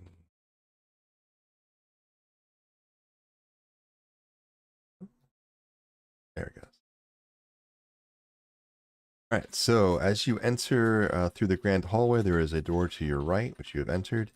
Inside, there is a long table as depicted with very plush chairs. Everything in here is very well made. It has a sense of being very old. The stones themselves seem to like seep something, and you get the strong sense of the ocean as you enter. All of the plates depicted are laden with every type of food you can imagine. They're just there overflowing.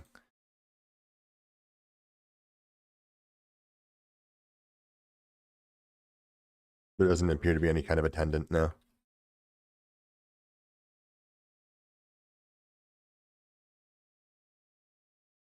How about a perception, please? Hearing based.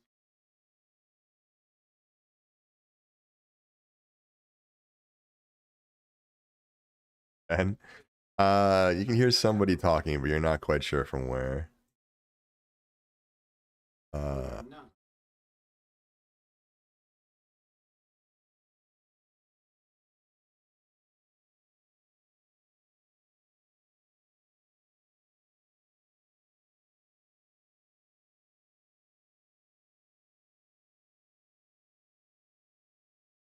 No, they're all laden with food.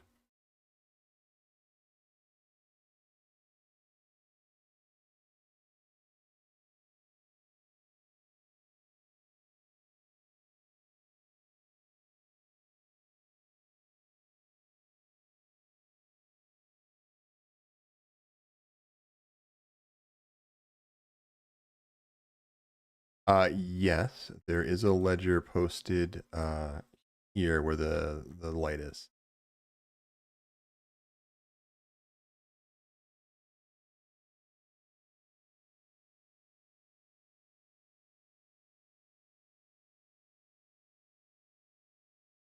There are several things listed up for auction. Let's see. One is the perfect hunger starter. Another is listed as the silver spindle. Let's see here. Voice in a jar. A rot earth seed. Storm caged wind. Joy glass candy core. Bloom's tattered thread. Clockwork child's heart. Unicorn's horn. Swamp gut cauldron plug. Shadow mask. That one is listed as from Endelin.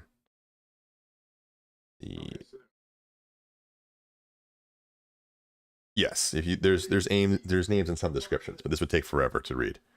If you have any of interest that are popping out, yeah. Let's see, Shrine Wasp bottle. I'll try to read them a little faster. Yeah, there's a memory up there.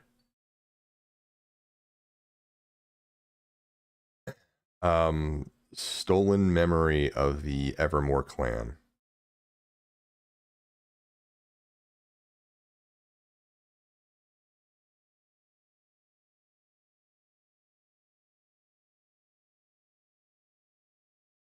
Do they?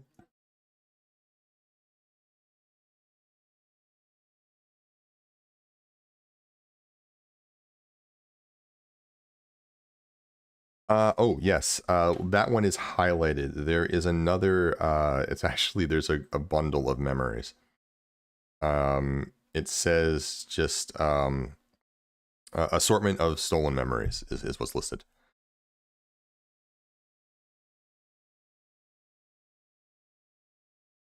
But a scion of the Evermore clan got some attention.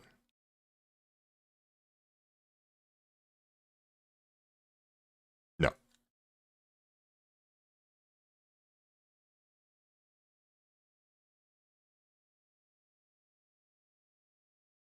As you're walking around, let me be nice and ask for a group perception roll.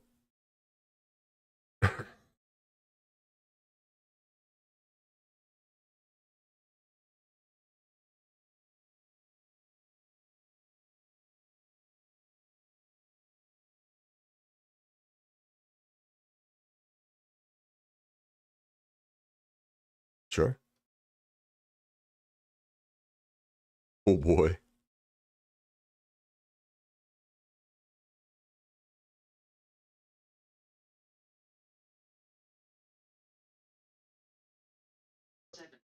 Seventeen's good. What about you, Diago?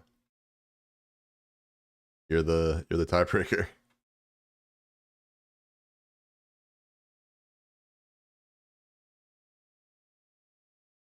16. Okay. As you're looking around, I'm going to give this to Yenris.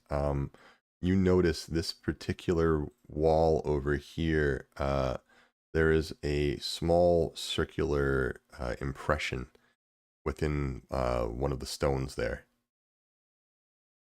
Very distinct, about the size of a coin.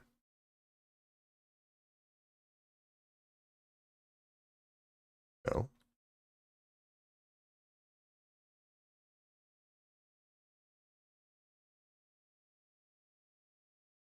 Correct.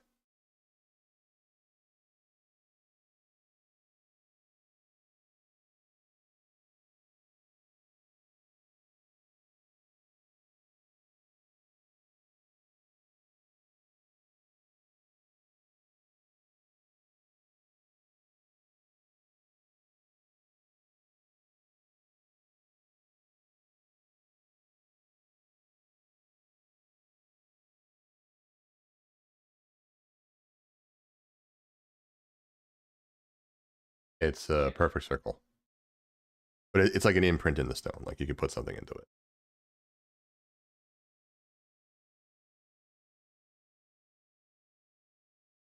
Nope. Otherwise a blank circle. Correct.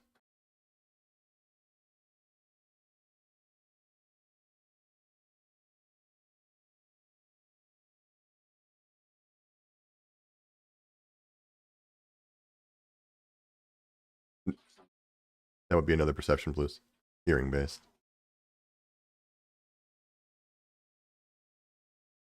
Better at perception? Hey, there you go. They appear to have gone quiet.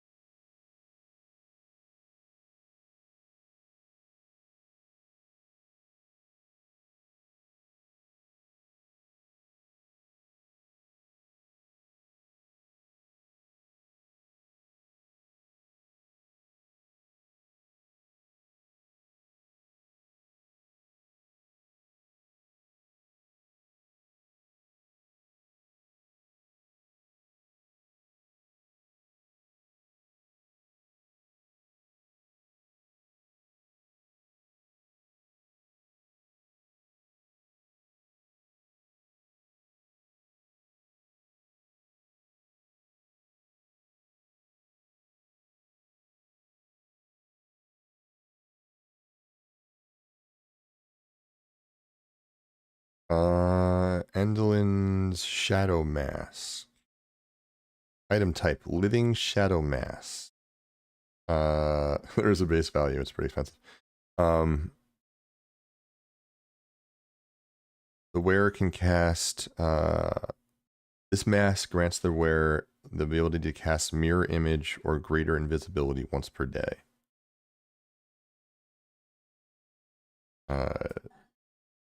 Shadow copies observe every choice and whisper alternative outcomes.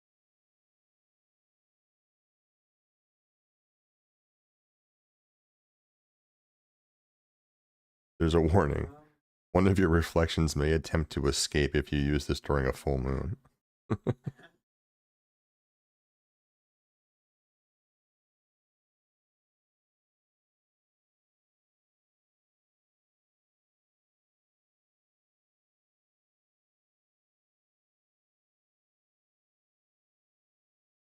That is part of the wall.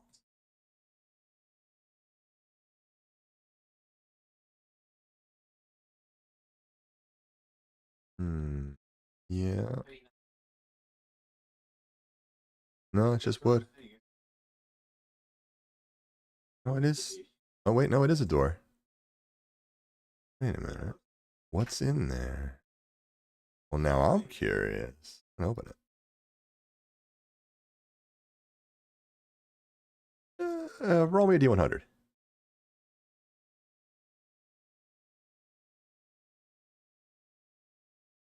Whoa. Okay.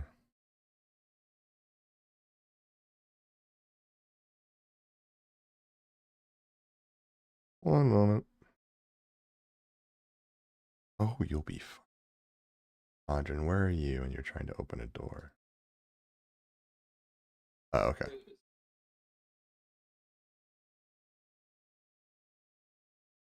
Because you found a door I didn't expect.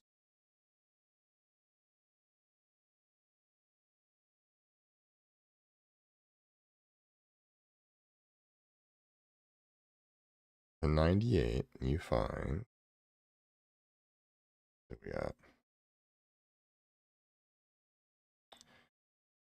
You find a box full of a tangle of wires and other clockwork items. But there is a general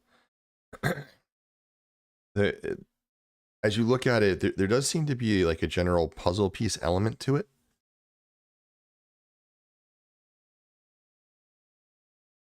Perhaps if you know anyone that likes to tinker with stuff.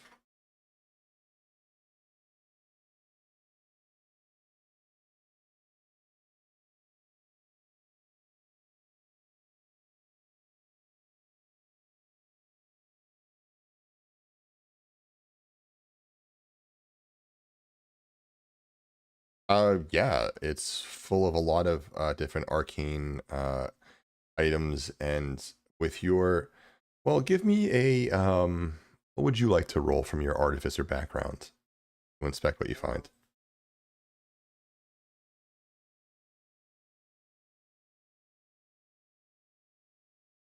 Just figure out what you found. Investigation, Arcana. Yeah, roll for it. Correct.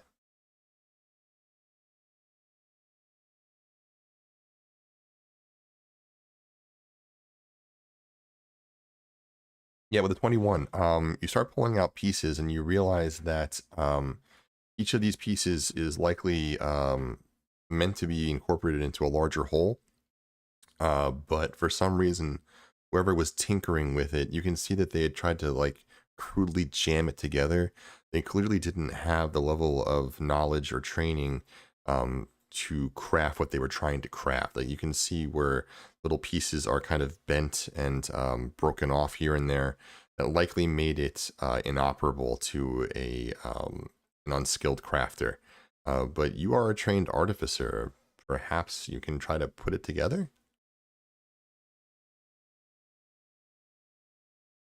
Correct.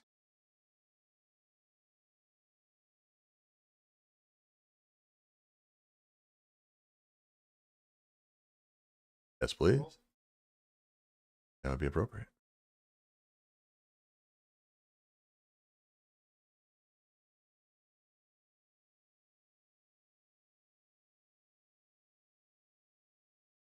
Even 20? Okay. Uh, yeah, sure. With a, go ahead. This roll was better. Um, yeah, with the 22, you begin to piece the different discordant little puzzle pieces together. And you can find where like one piece had been twisted wrong, and no, you need to put it in a 45-degree angle before you click it into place. And a couple pieces have been broken off, but with your tools, you're able to broke them, or you're able to bend them back in, or even make some repairs.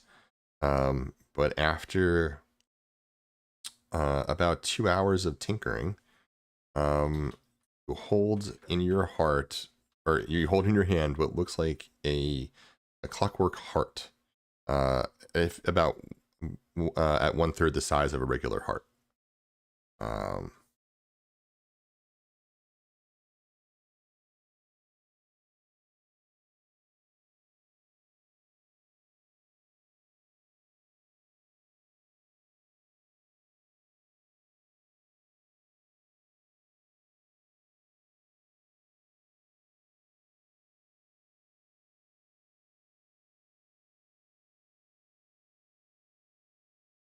did anyone identify it?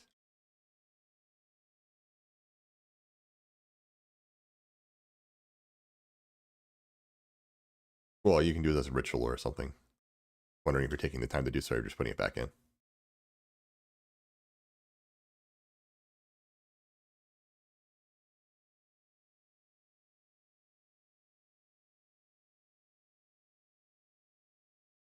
You're thinking of the frozen heart in Hither. Yes, correct.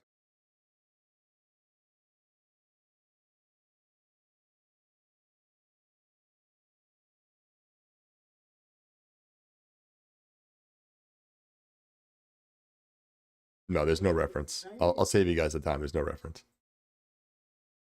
No, I I made this item up on the spot.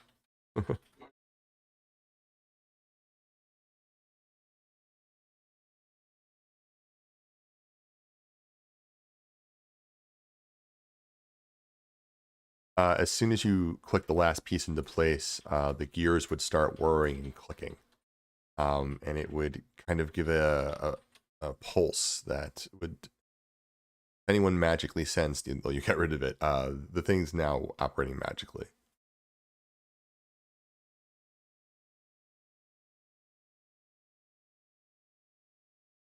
so it's functional.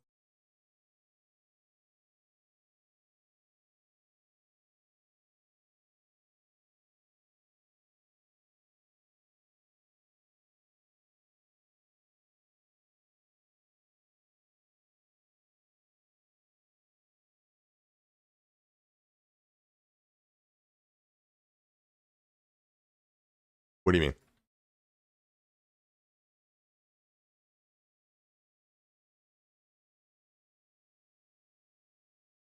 Oh, you're like what's listed near the unicorn horn? Is there like a price or anything like that?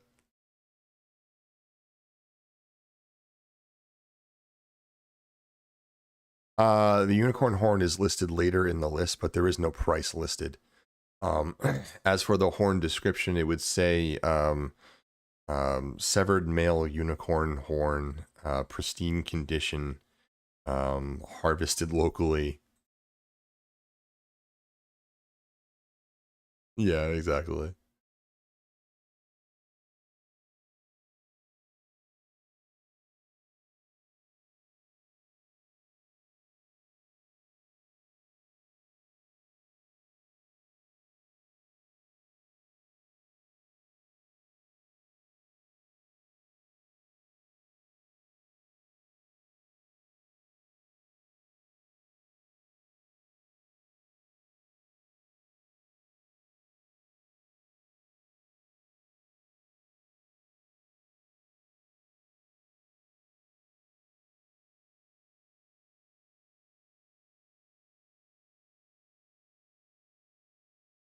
You can definitely do a perception check, sure.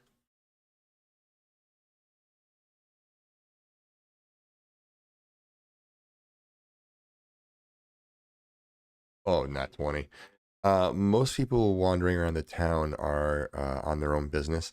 You'll get a few stares here and there, but nobody seems to linger over long. There's very few people that are just idly, well, actually, there's no one that's just idly standing about. Yeah, everyone has something to do, it seems.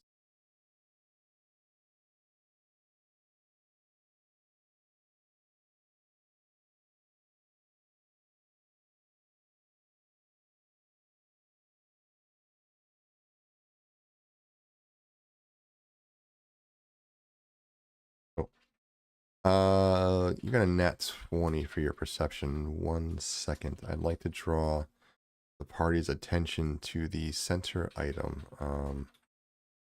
You can put some light on it.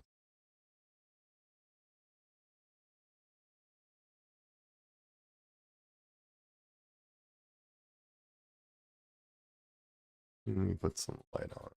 What kind of options do I have? Well, that works.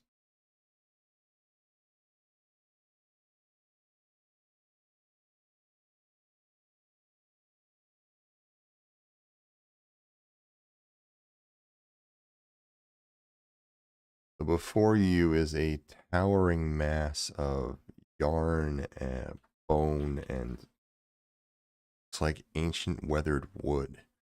Um, the giant spools of yarn, some of which are bigger than a house, tower above you, reaching 2 to 3 stories into the air. The entire structure seems to both sway and then stand still at the same time.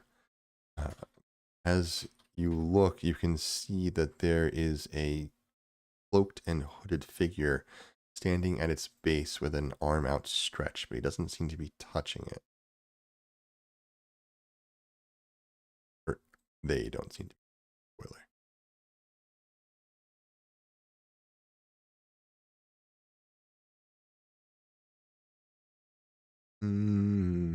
Within that 20, he's whispering something.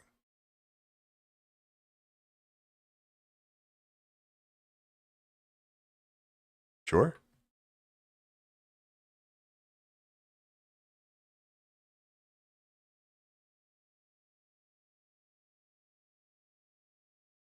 Hmm. You're not sure quite what he's saying, but you get the cadence of a spell.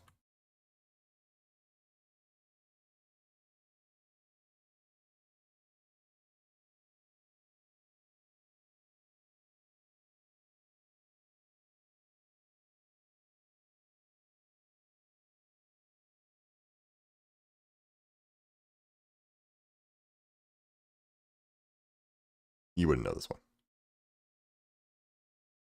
No, you would not know this spell. I would say you got enough to know that it's definitely complicated, whatever he's doing.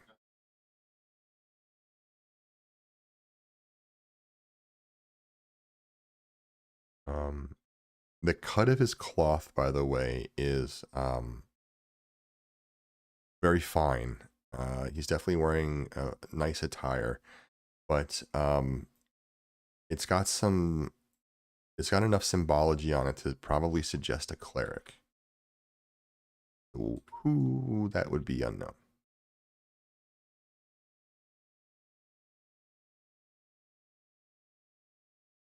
They're completely draped over with cloth. You can see horns sticking out the hood, though. Whether they're adornment or whether they're actually, you know, natural, unclear.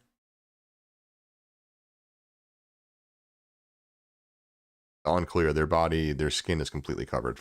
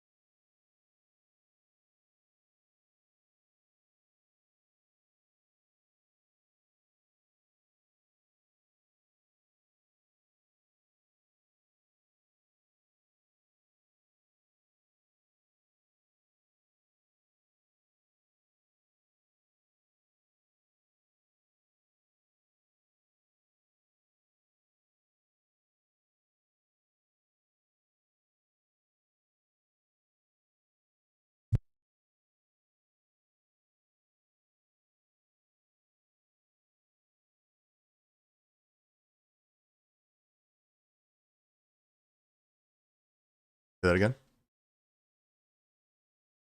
Yeah, it's the official name is the Living Loom. Yeah.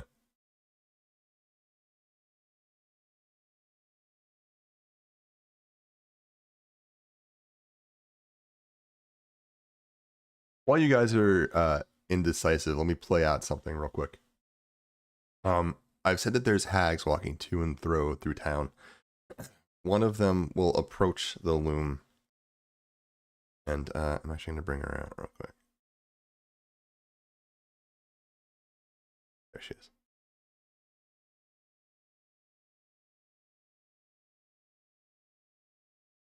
So this gnarled, dark brown skinned hag is oversized and obviously muscled compared to some of the other varieties you've met. He approaches and she hisses at the hooded figure, who turns and he says something back. It's clipped and you can't quite hear it. But then the hag will say, "Step back. Priest." The priest will respond in an equally gravelly voice. "It is not for you to determine how close to power I stand." Says the hag. "This is for my kind, not yours. You will never be able to harness its power. Fool. Shall see." She just grins at him. She reaches out and she places her bare palm against the living loom. As she does so, the entire tower seems to come to life and it begins to move and swirl, almost like a clockwork mechanism. As you can see, the threads begin to be pulled in and spin, and a massive, I guess, spindle of thread comes out of the top and just comes arcing out and lands right over here into this building. And a new structure is just woven right in front of you as you watch.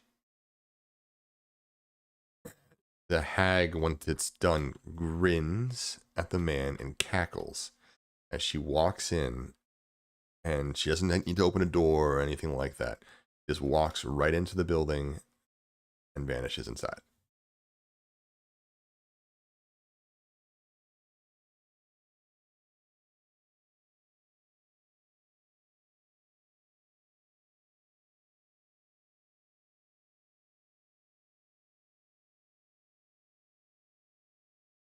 The living loom.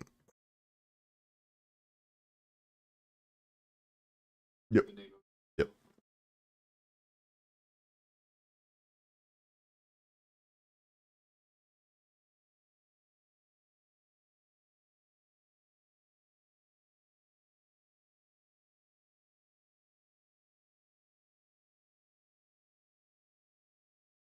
The figure will turn to you, and what is revealed is a half-orc caster, which is aptly named. From the cut of his garb, as I said before, he appears to be some sort of priest or cleric.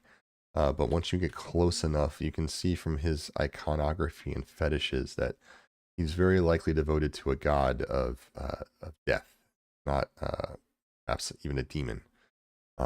The horns on his head are not affixed to his head, but are adornment. And definitely were not originally his. He'll turn to you and with a snarl say, "What does one of the what would he call you? The broken crowns want with me?"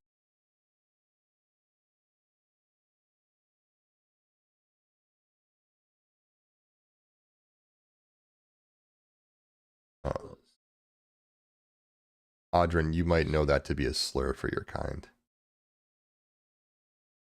Male hagborn. Yeah. Yep, thanks.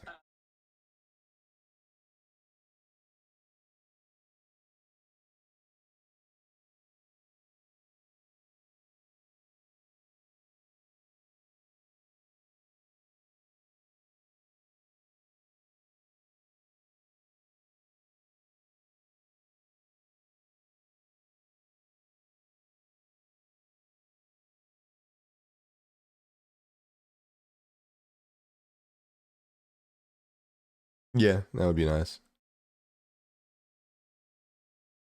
A lady, you can use noble terms. Yeah.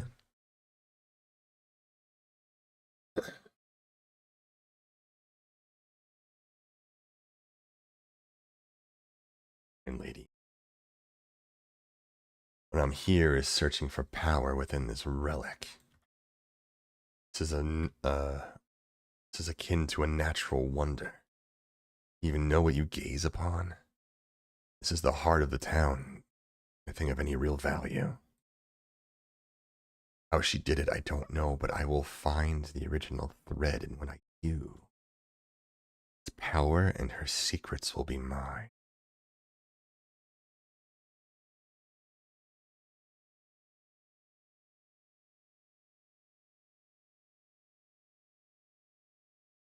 Roll me a history, please.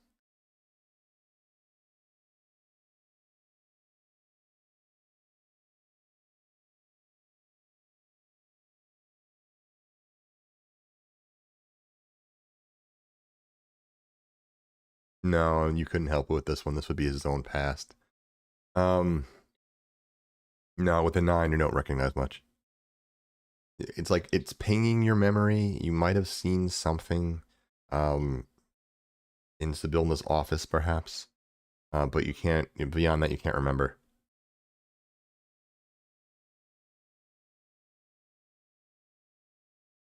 It is giving off powerful magic to you. The loom itself. The living loom, yeah. Yeah.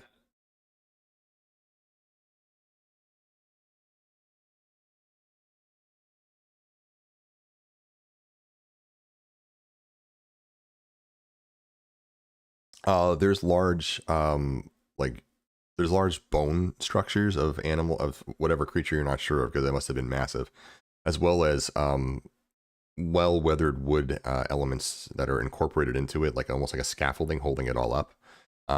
some of them begin to move and sway like a loom might when the whole thing activated.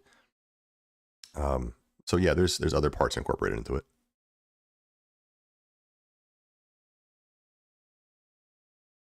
Oh, beneath the floor, it looks like it's grown right into the ground. And that the idea of describing as a tree is not inaccurate.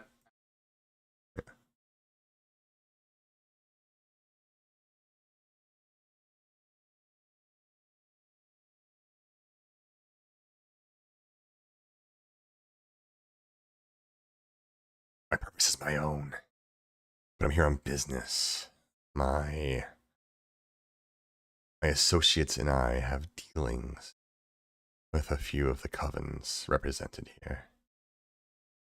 Why? Do you not think I belong?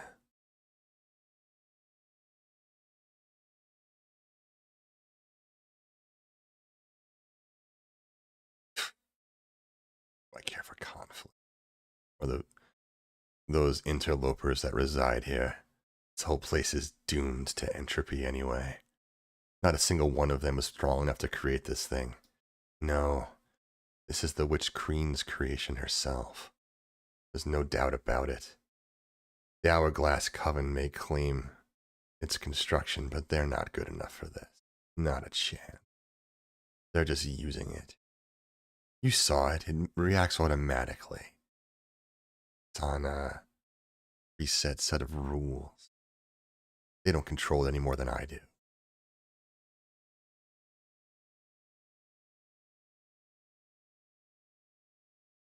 You have about 6 minutes left in the game. What do you want to do?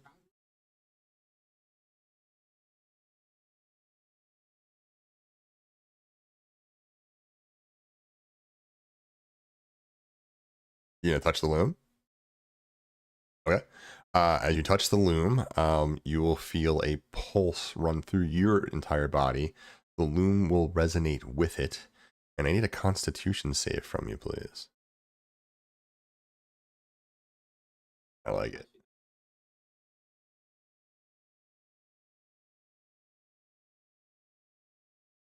With a 13, your body morphs further into hagdom.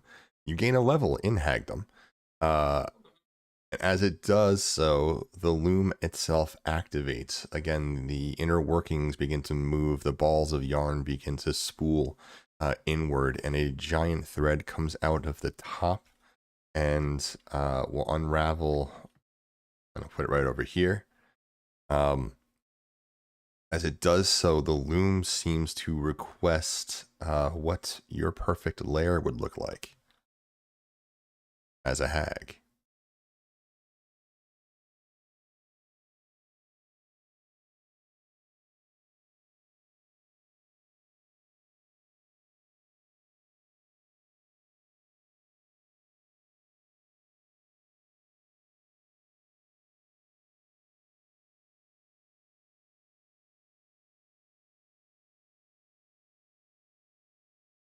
As the thread is redrawn back into the loom and the entire structure settles down, there is a large cave mouth remaining where there was none before.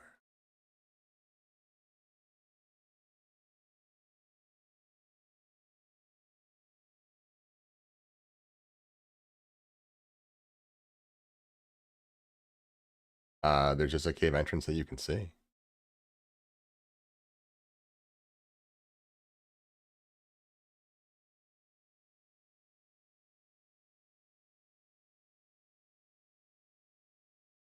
Oh, bird.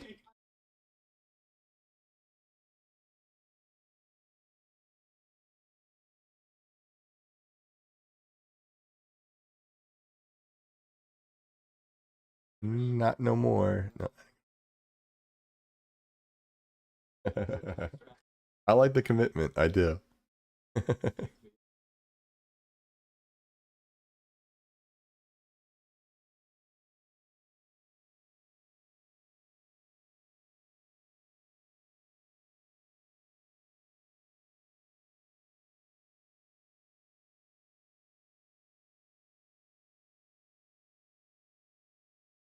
Gross. Cool. Oh Yeah. yeah. Well, trying to find you a small cave. Find one. Uh, okay. So yeah, a cave entrance appears before the party, and we're about to wrap up session.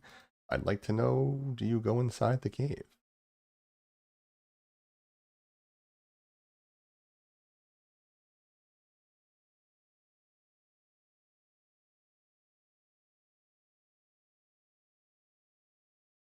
Yeah.